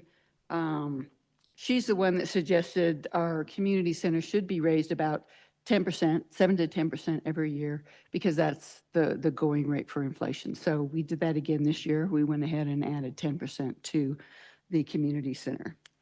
2 things have changed this year. So you see something a little bit different.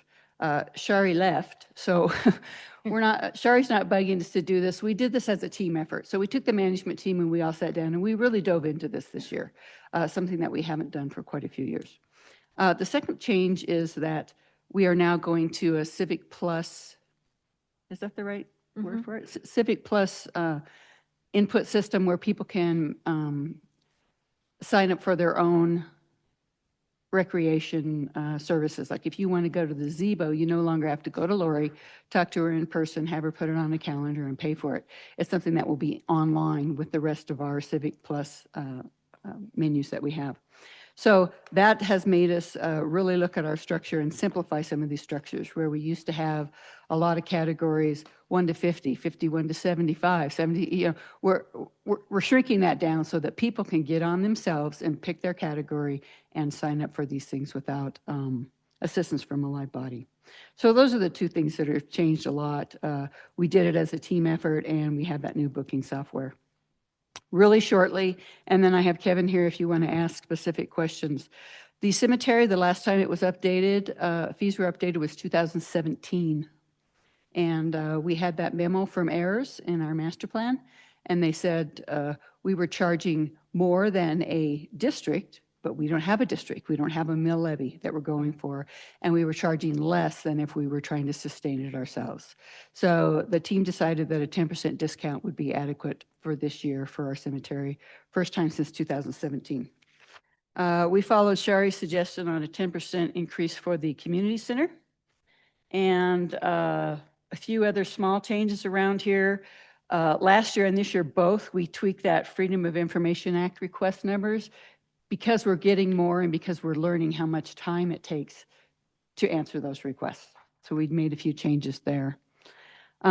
Weed and pest, we've talked about for 2 or 3 years as a team. You know, it used to be if you had a lot that was a fire danger or you couldn't get to it, you could call the city and they would mow it or spray it for you. We're not going to offer that service any longer. If we deem that it is a lot that is unsafe and doesn't meet our codes, then we're going to hire that done and we're going to charge you the actual expenses. So that's a change. That's a pretty significant change. Last year, I don't think we did it at all. I don't think we mowed anybody's private lot last year. Is that right, Kevin? Right, okay. So, and then the rest of the changes are basically, they look like a lot of crossouts, but it's because of that Civic Plus booking software and trying to simplify what we do there. So I think with that, I'll close and see if the council has any specific questions for myself or Kevin. Yep, I think one would be, Councilmember Stubel and I had a conversation with Regine about the rodeo facilities specifically.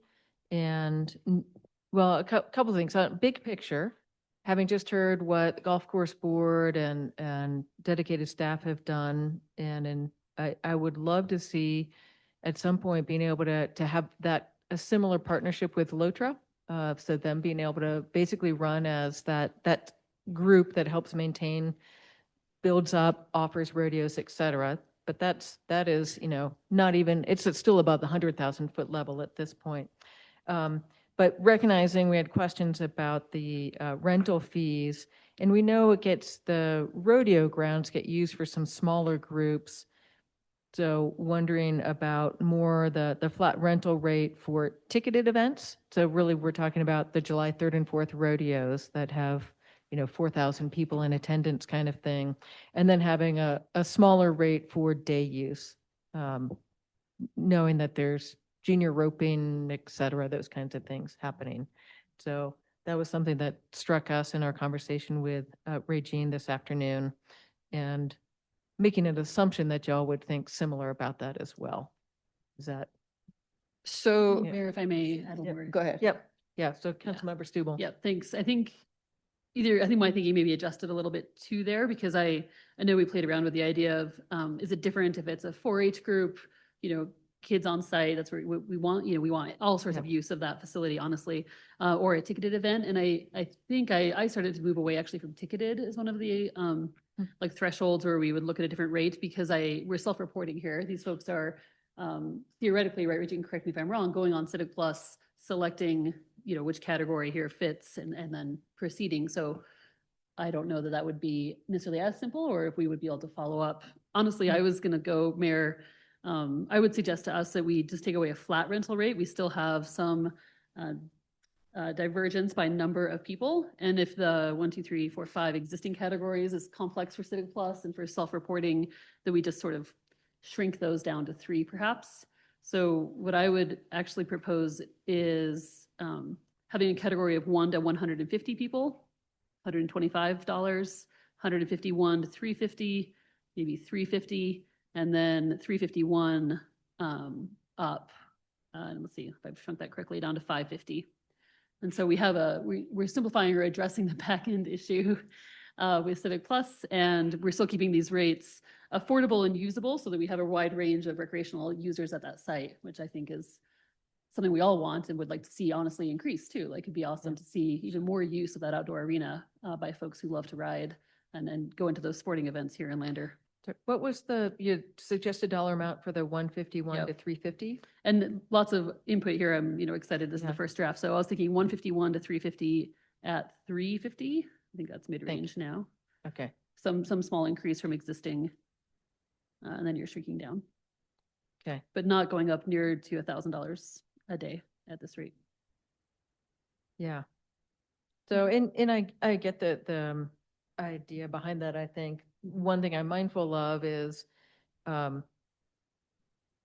we are subsidizing all recreation. Let's just put that out there. Absolutely. From the third and fourth rodeo alone, our trash tipping fee alone is usually in the neighborhood of $3,500. So I think we should be mindful and recognize, is that a level of assistance for an event? Does that seem like an appropriate support for that? Not to mention a whole lot of other things that go in. So this might be one area where we have a little bit better numbers for that, as opposed to, what does Climbers Fest do, kind of thing. But to me, that's a fairly significant dollar amount just in that line item alone that would make me a little more comfortable having a higher rate, knowing that again, just for a single item, that's a pretty big cost borne by the city for an organization's event. Can I ask just a couple of questions? Yeah, definitely food for thought. I think this topic deserves a little bit more time and understanding of how it's being used currently. So I have no guess how the rodeo grounds are being used, who's using it.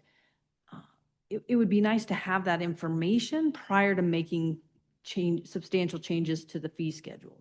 And the reason is the high school rodeo using it? Do we have opportunity for other rodeos to come into Lander that we're not accessing currently? I think about like the Little Britches circuit that happens, or, things of that nature. What is it? I don't know that I want to put the onus on LOTRA, knowing what I know about that organization. Are they the organization then that, because the golf course brings golfers. That's what they do. And it's like it's a set thing, you pay, you play. That's how that works. This is a little different in my, just a lot more broad and more, how do we narrow that down? And I'm not saying I disagree that it is a large cost for our staff, but I don't even know how the rodeo grounds are being utilized and to what capacity, and is there a larger capacity to increase that? Yeah, this is both a great question and one where we could go down a rabbit hole, because this is really the conversation we'd like to have with LOTRA about what could a partnership look like on a different format for that. And one of our challenges, and also a source of a challenge for that, is our staff are not involved in rodeo. So to maintain the rodeo grounds, the softness of the grounds, working it, the right amount of water, not too much, not too little, that's not our area of expertise.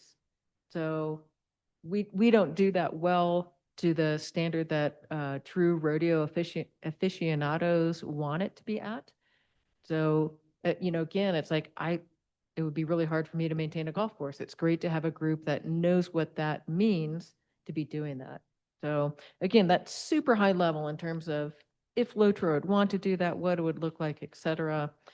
So great questions. Yeah. And also agreed that it'd be great to know a little more about it, and also recognizing one of our challenges is because it's up on the hill and no city staff are up there on any regular basis, it's hard to know when folks go up there, like, great, like, go start using the rodeo event. So part of that is we don't have a great way to track that without creating an extensive system as Right. well for that. But Yeah, I didn't know if maybe Kevin had more. some. Yeah, I can give you a little heads up about what happens up there.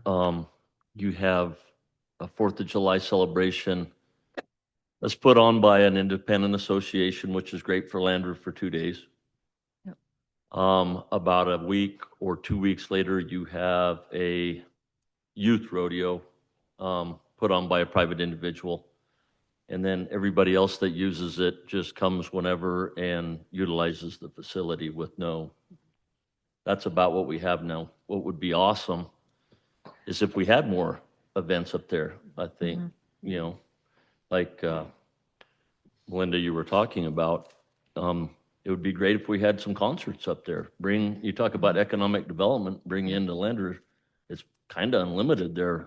We just got our feet wet with a little bit of the horse racing, the Indian relay circuit, which would bring in all kinds of people.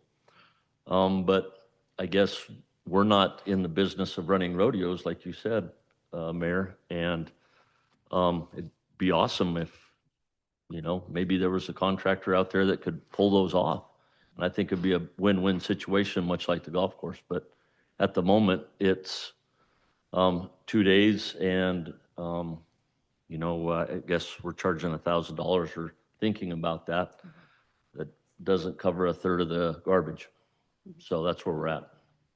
And Mayor, if I could highlight, just I think for context, and so thank you, Mr. Green, because what I want to emphasize or pull out there is I want us to be very wary or cautious if we are looking at these grounds and talking about what Lotra does when there are other users other than Lotra on that site, and there could even be more potential there as well. So I think sometimes we perhaps tie those two directly together, and I just want us to be cautious with our words when we do that as well. And I would add that there's this, to add to your list, there's some individual writers, right? There's folks who, there's independent writers, folks who will come up and pull the barrels out and, take a look at the grounds. And as I understand it, sometimes that's not conducive perhaps to how the conditions they want their horses to experience, but occasionally that will happen too, or a volunteer will go up and do some of the grooming so that then there's, some folks on a weekend riding around and practicing for their sports. So I'm really interested in the conversation of, and maybe perhaps not tonight, of course, but like, how do we increase that usage on that incredible recreational infrastructure that we have? And so what conditions do we need to improve on? What are those costs to us? Is there another partnership out there? Is there something else we can look at if we find there's like a tipping point or a tension point between we want to increase services and improve infrastructure such that there is greater use, but that's a conversation for us on all sorts of recreation sites too. Mayor, if we need to gather more information and we are in a negotiation in the coming months through an MOU with Lotra, and this could be part of it, then why don't we just leave these fees as they are until those conversations have developed in greater depth? Can I have a follow-up to that too? There could be merit to that, or at least having a bit of the simplification of the 3, as you've suggested. Maybe that's the simplest way to move forward. I can understand the challenge that we see from folks trying to select or guesstimate. I don't know if there's going to be 48 people or 55, and so how do folks do that? Those are probably better brackets that folks can estimate for. So maybe that's the simplest way to move forward. Yeah, Councilman Cassidy. Regina, I don't mean to put you on the spot here, but do you remember if the strategic plan discussed that as a source of opportunity for the community? In the Parks and Rec plan and in the master plan, the rodeo is mentioned as a facility that we own, that we operate for the purpose of community recreation, but they did not get into specific recommendations on that facility. Yeah. So is it fair for the people in the room for us to consider that to be underutilized? Yes, we think it's Right. underutilized. So As staff, we put out a request for proposals to see if we could come up with a entity that would like to act more like the golf course, that would come up and operate it and help us increase the use. We did not get any interest in that request for proposals. Now that LOTRA says they would like to negotiate something like that, I think next year this might look completely different. right. But I think I hear from you guys that the staff could go back with, we already have the use report. We already looked at that. We could look at two different levels, day use versus ticketed events. We could look at levels versus the rates like we had before, 1 to 150, all those kind of things. Or we could just set a flat rate and make no changes this year. So I think the staff has enough to go back and ruminate on that and bring you guys recommendations the next time. Just a couple more things. Do you know if there's other municipalities or other locales which have tackled this similar problem? Anybody? The only ones I'm aware of are the ones that we looked at for the request for proposals, and they're either counties or municipalities, and they have that entity that we were putting out a request for, somebody that will manage the grounds. Because my only exposure to this problem is very, very small and very narrow, and I would kind of use a parallel that he said something like 43% of the youth are playing video game golf. Where my family is from, a lot of these facilities are everywhere, and they've had to expand out to music venues and much broader usage. And if it's a resource and it does generate an economic activity, I think we do have some funds that perhaps we could maximize the use of that facility in a very meaningful way for our community, and invest in it to whatever degree that looks like in the future. To maximize it. We appreciate that. We tried the request for proposals. Now this year, we're going to try a negotiation with LOTRA specifically, and then we may have to have a trial 3. Who knows what we'll do, but the staff is trying to keep with your goals of generating revenue and utilizing it as it highest and best use for recreation. Yeah. I mean, if it years in the future, if it was a music venue in the off season or something like that, or on the shoulder seasons in the fall and the spring, I think that would be incredible. Yeah, we had some concerts picked out, but it didn't come to fruition. Yeah, we'll take another swing at it, Okay. and see what we can find. Yeah, thank you. Great. Any other comments on the rodeo grounds? Yeah. I do, Mayor. What is the input from other municipalities as far as,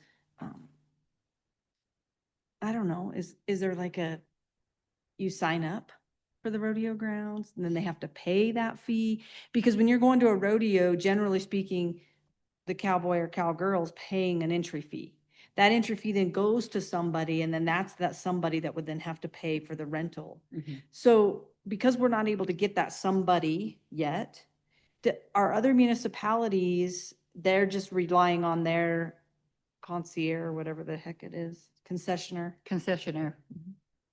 That is the model that we've seen throughout the state. Okay. They have a concessionaire. Du Bois, as small as Du Bois is, they have a Friday night rodeo. It's run by a specific stock company. Even though that's the only thing that the main thing that Du Bois uses their rodeo grounds for, they have an agreement with a concessionaire, and the concessionaire is performing on the agreement, and that's how they're getting the highest and best use for their rodeo. Okay. Yeah. Mayor, thank you. Just a couple comments as you go back to the staff ruminations, and thank you for that. The new additions here, the a la carte, I did speak with a constituent about this just to get a better understanding. So a question for us today or down the road if you want, is in our rental agreements for the day use of the facility of the outdoor arena, is water and dirt work included in those rental agreements now? Or is this an addition that we're looking at? Is water included in that, you said? The grooming, there's 2 meters at the rodeo grounds. One is for watering their stock, and the other one is the arena is on city meter. And or they would rather it's a bone of contention on how to best water that arena. Okay. Water truck's too heavy, mash it down, too wet, too light.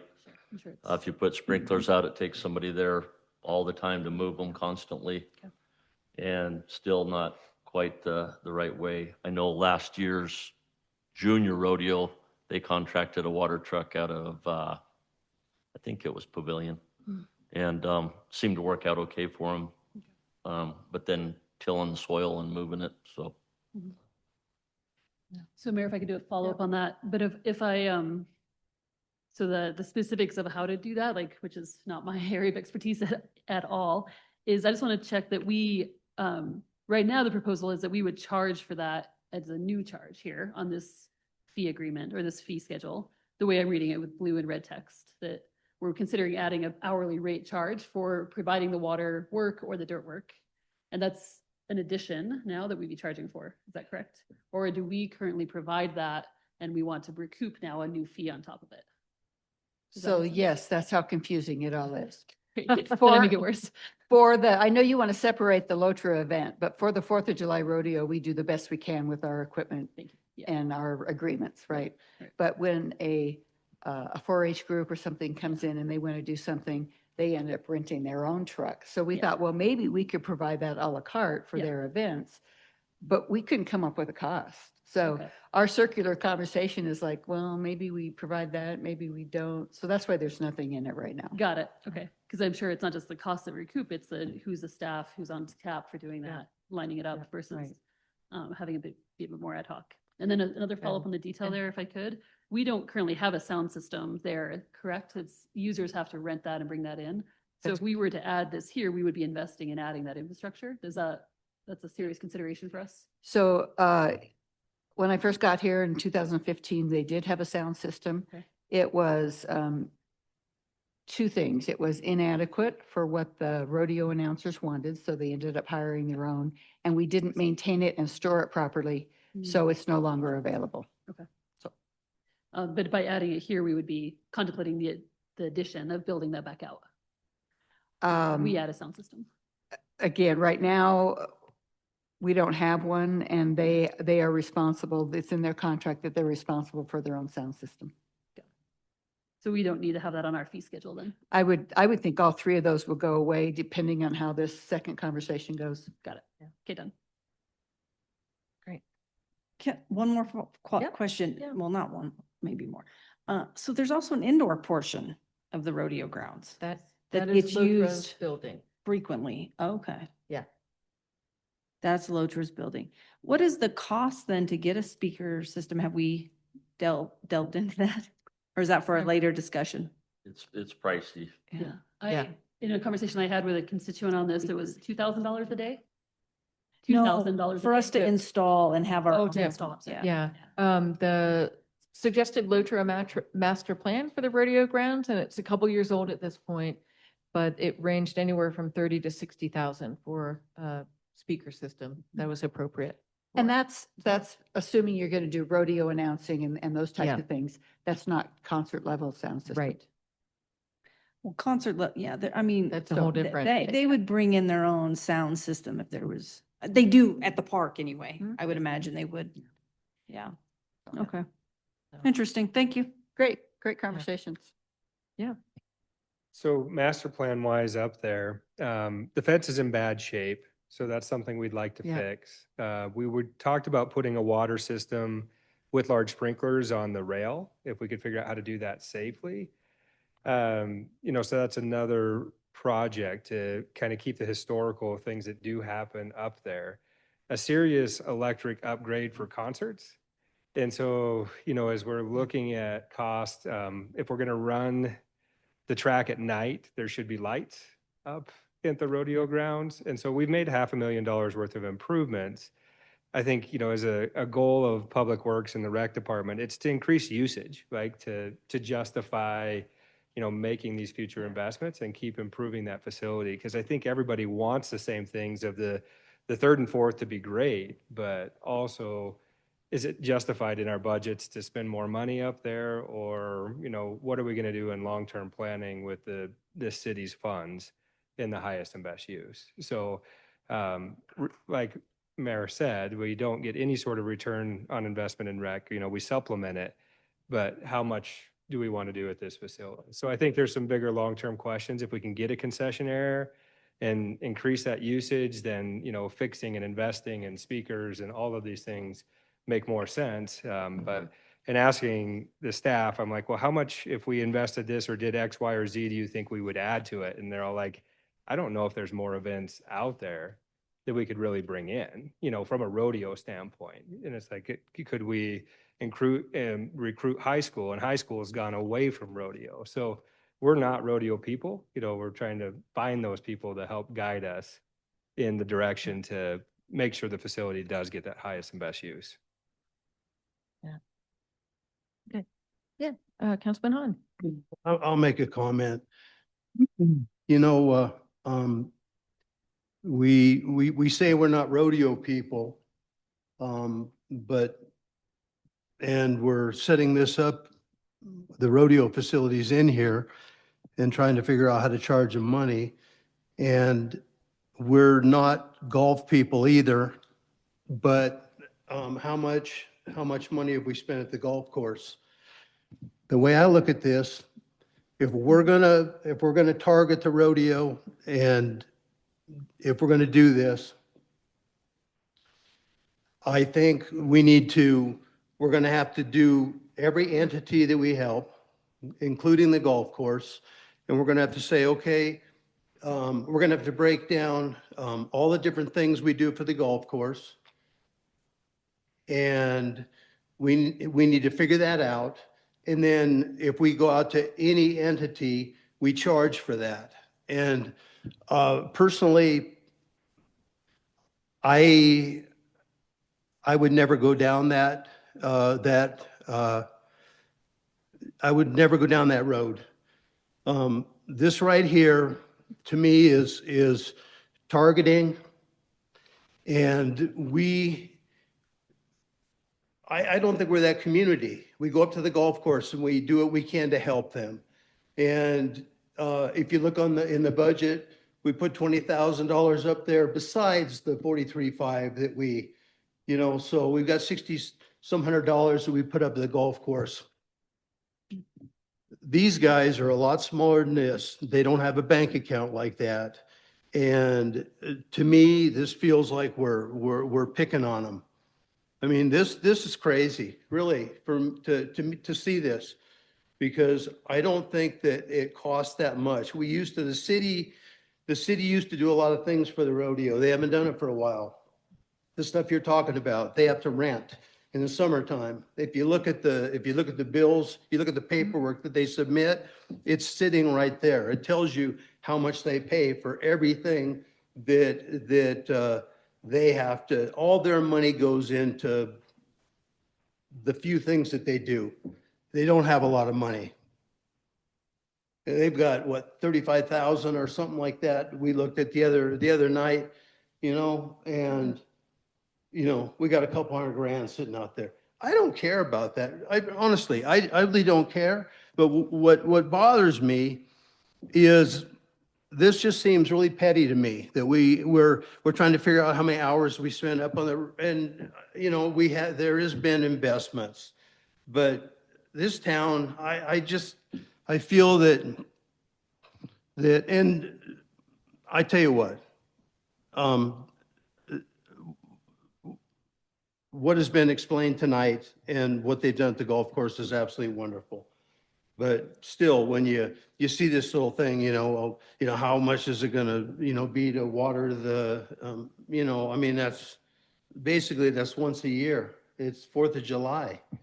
And they don't ask for much, I mean, we've done a few things up there, but to break this apart and put them in this category when I know our equipment and our manpower goes up to the golf course and they do things, and it's not here. All I'm asking for is, apples for apples. Let's keep it even. I mean, that's not too much to ask for, and I don't think they ask for a lot.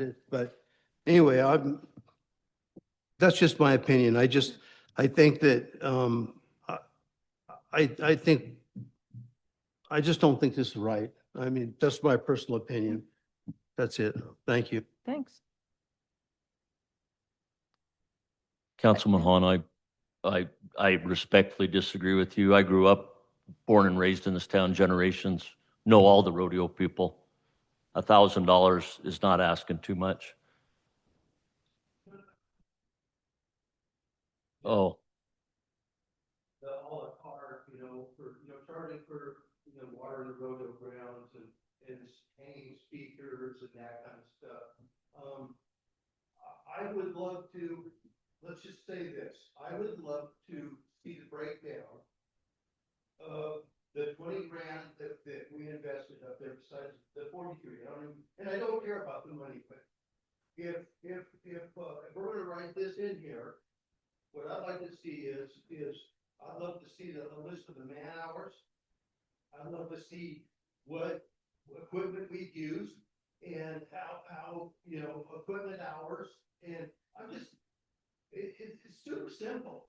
yeah. To me, this looks like, we don't talk about anything but these guys. Right. The rodeo gets hammered, in my opinion, and I know that our equipment, I've been around long enough that I know our equipment, our man hours and all that, but this never ever talked about. So we're gonna take it, we're gonna put this language in here. Should we have a standard across the board that if our manpower goes out, everybody pays the same thing? I mean, would you think that or no? Am I completely wrong? I think the staff recommendation is more the MOU, not Yeah. the breakdown. I mean, we want to make this work. And we think that that's where partnership is the better solution than the micromanaging or the small fees. And so I think that's why a lot of these are empty right now, is not that that's the direction we want to go. And the recommendation to look at this in a way as a partnership and finding the right people to help us is what we think the long-term solution, if we're going to keep investing, is. We've got to increase use to grow, and be able to improve. So a lot of what we're talking about is trying to go from, breaking everything down and what we do to maybe a better system overall for everybody. Yep. Yep. Agreed. For the rodeo. Yeah, for the rodeo grounds, the facility. Yeah. So, Dan, I don't think your mic is on.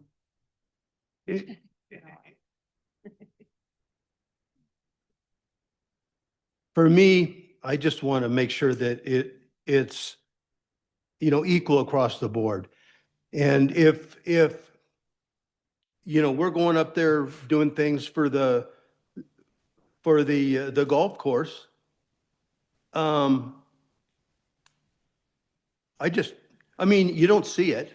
Sure. No, and I think that we tend to agree. We've tried different approaches, big investments in infrastructure and improvement, but there's still a long ways to go to make that facility even better.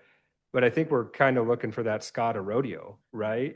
Somebody that we can plug into this equation that's not necessarily from somebody from the city that can help drive that facility to its highest and best use. And so the MOU is that discussion. That's trying to figure out, is LOTRA got somebody like that? Is that somebody that's potentially going to be part-time or hired between staff and LOTRA? But I think ultimately the goal would be to increase the activity at the rodeo grounds and find out what the city's part in that could be. Mutual agreements to make it better. I understand that part. I totally understand trying to make them more viable. Yep. I just, Yep. for me, to see, this right here and know that we're going to the golf course and seeing nothing in here, I would like to throw the golf course in here too, and then do the same breakdown. So what I'm hearing then is if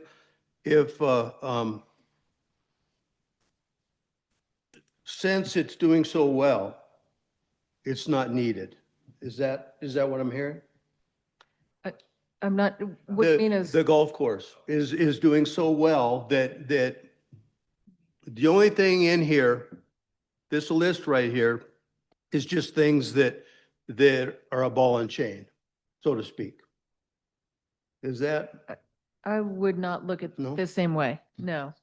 well, I'm just trying to, for me, I'm just trying to wrap around why, it, Well, Mayor, if I may, I think what Lance and the staff is trying to say is that we are looking forward to a new relationship.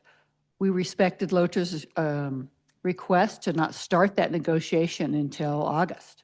So we simplified the fee structure here and we threw something in for this year.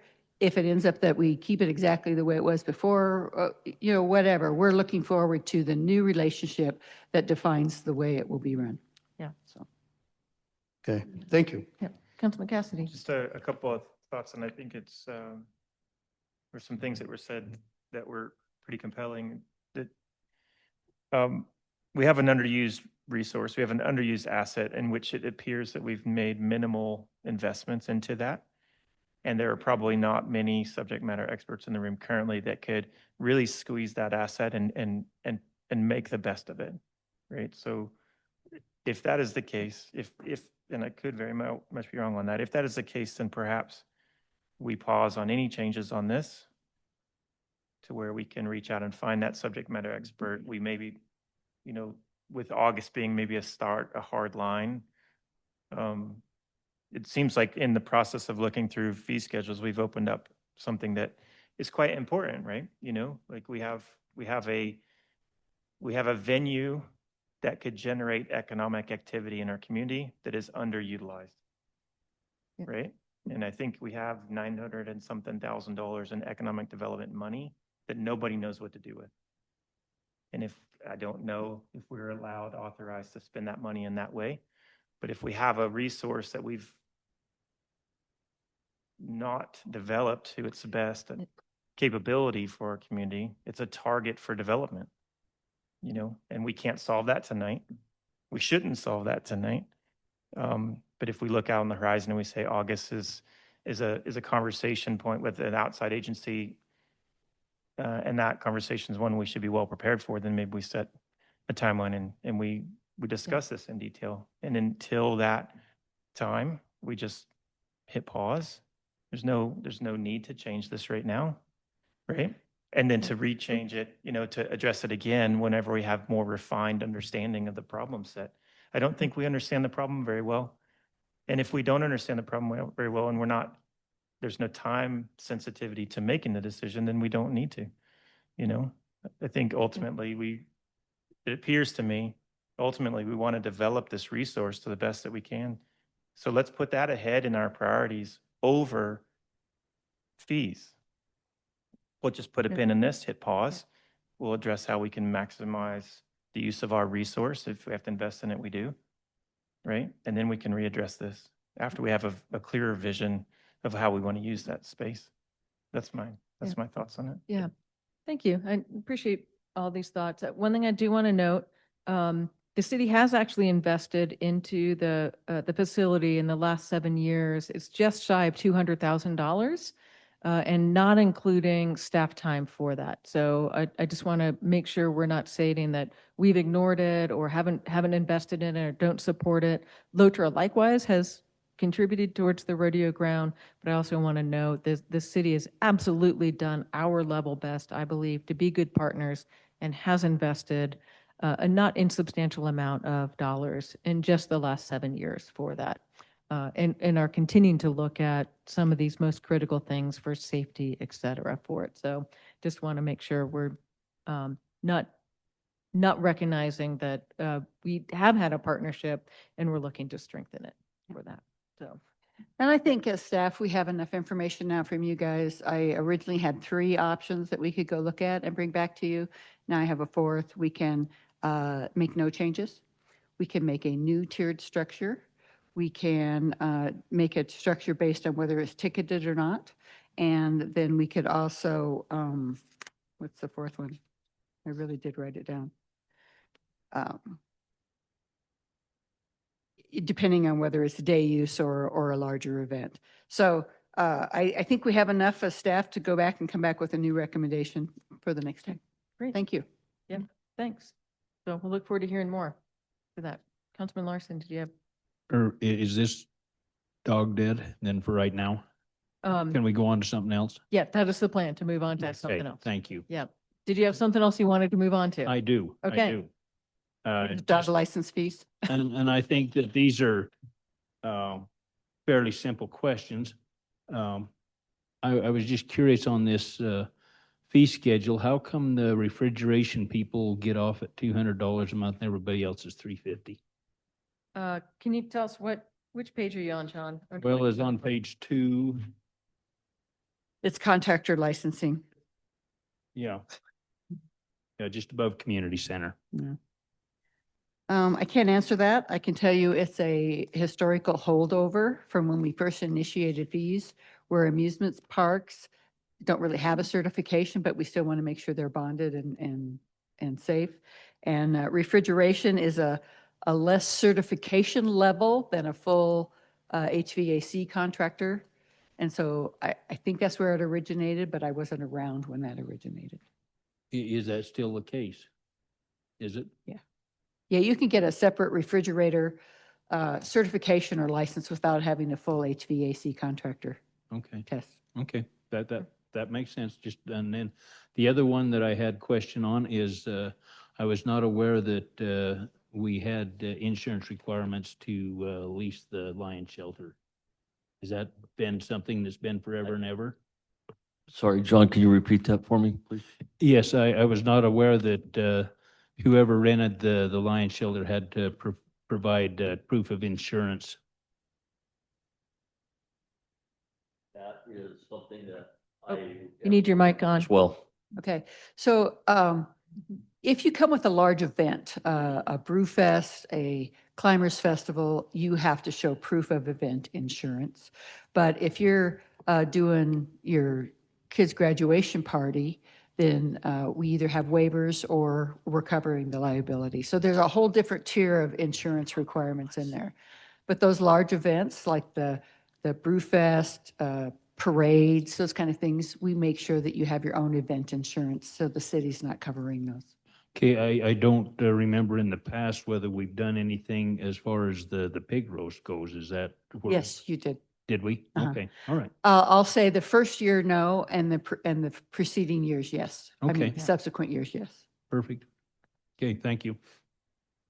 Mayor, I had a thought on parks as well, if I may. So what I really like here, that when we look at the full, changing from a full city park by number of people down to actually the sites being differentiated, it's because we know, I think that the number of people is going to be, number of people is going to be dependent on what, piece of the park they're using, right? We're not going to have 1,000 people. I'm going to use a bad example here.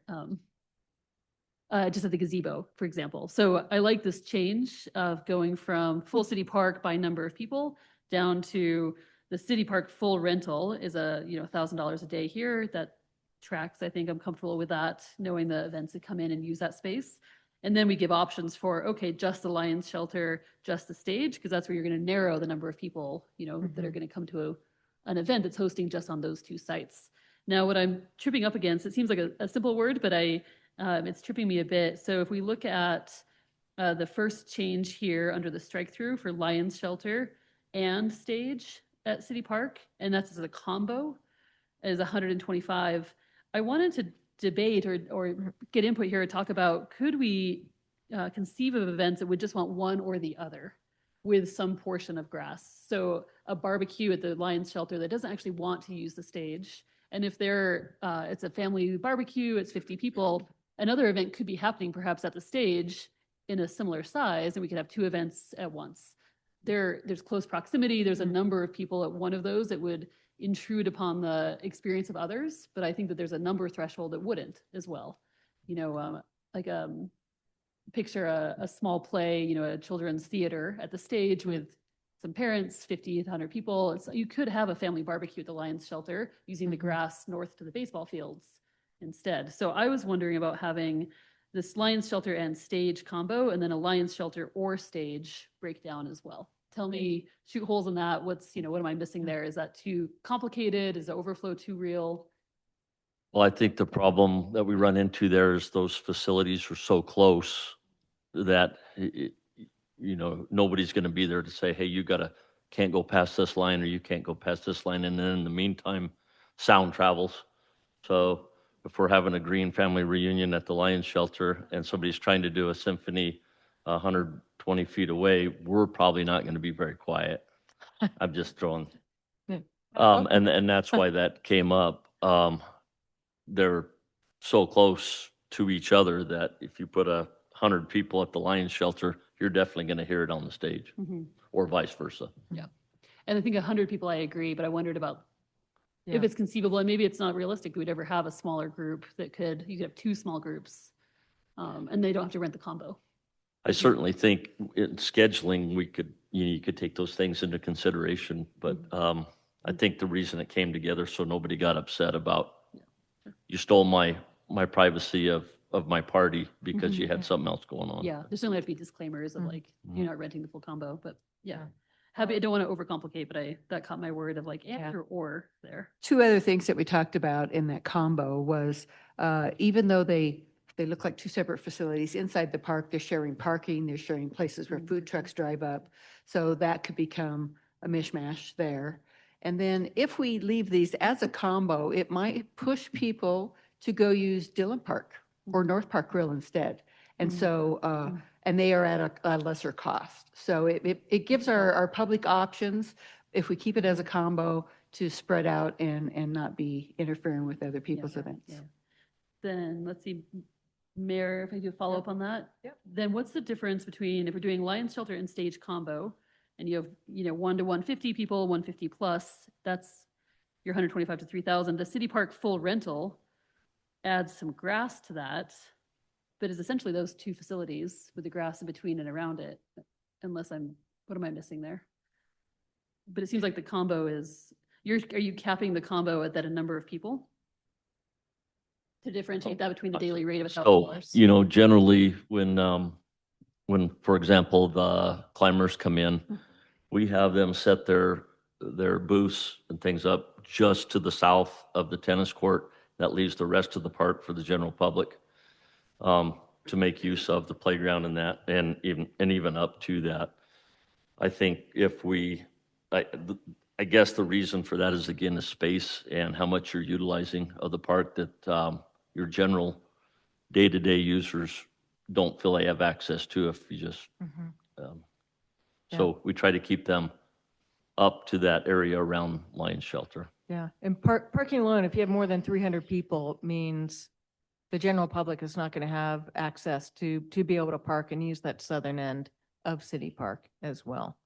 And I think the other thing, and maybe there's something we can specify in our language, in some of these larger events, they have questions about, well, we want to serve our food and charge for it. It's a fundraiser, or for whatever reason, they don't want food trucks to be there competing with what they're offering. And I think this is one of the places where we could delineate, if you have a full park rental, you can not have food trucks there. Like you are claiming that parking space as well. Is that a correct interpretation as why it would be Absolutely. beneficial? Yeah. And so maybe that's language that we can clarify in that process. Yep. We keep the playground taboo because we like to have our kids safe up there. But you're exactly right. It's just more people, and it gets hard to manage that way otherwise. Yeah. Okay. Continue question. Mayor, thank you. Yeah, as I'm thinking through, picture the Rotary barbecue. Right now, they are at this over 500 people as $1,000 a day for the full city park. Now, I can see them, this is hypothetical, but coming in and saying, well, really what we're just using is the Lions Shelter and that stage and that grass in between. So would they come in and ask for this 151 plus people at $300 plus booking grill, a little a la carte there? And what would we say then? We still want them to be in the full city park rental, but they're using. Yeah, and that's a great question. And so we tried to get away from counting numbers of people, because generally you book it, you're going to go to the lowest number there, right? And I'm not going to go out and count people. Yeah. And so that may be something that, we need to reconsider on that. I'm not gonna go say, nope, you're at 152. Sorry, you owe us more money. That's not gonna happen. Yeah. Just food for thought, I think, as we look at having that combo of just that, the gazebo and the stage, which events that would currently use right now, the full city park at $1,000 a day would perhaps look at that and think, do I fit that instead? And what would we then say? So food for thought. I think right now, the events that do that, they really want exclusive use of the park. They want to bring in their tents, they want to bring in their campers, they want to bring in their own food trucks. And so to date, I can't see where any of the ones that rent the full park last year would look at our computer program and go, oh, well, maybe I just need the smaller space. And that's anecdotal. I mean, I can't prove that, but I think that's how they would look at it. It's like, well, we have this fundraiser, it's a Rotary barbecue, we do it every year for 2,500 people. That area's, we are the whole park. We want the whole park. We want all the parking. We want control of everything. So, my opinion. Okay. Other things? Can we move on from park? Anything else in following that bears discussion?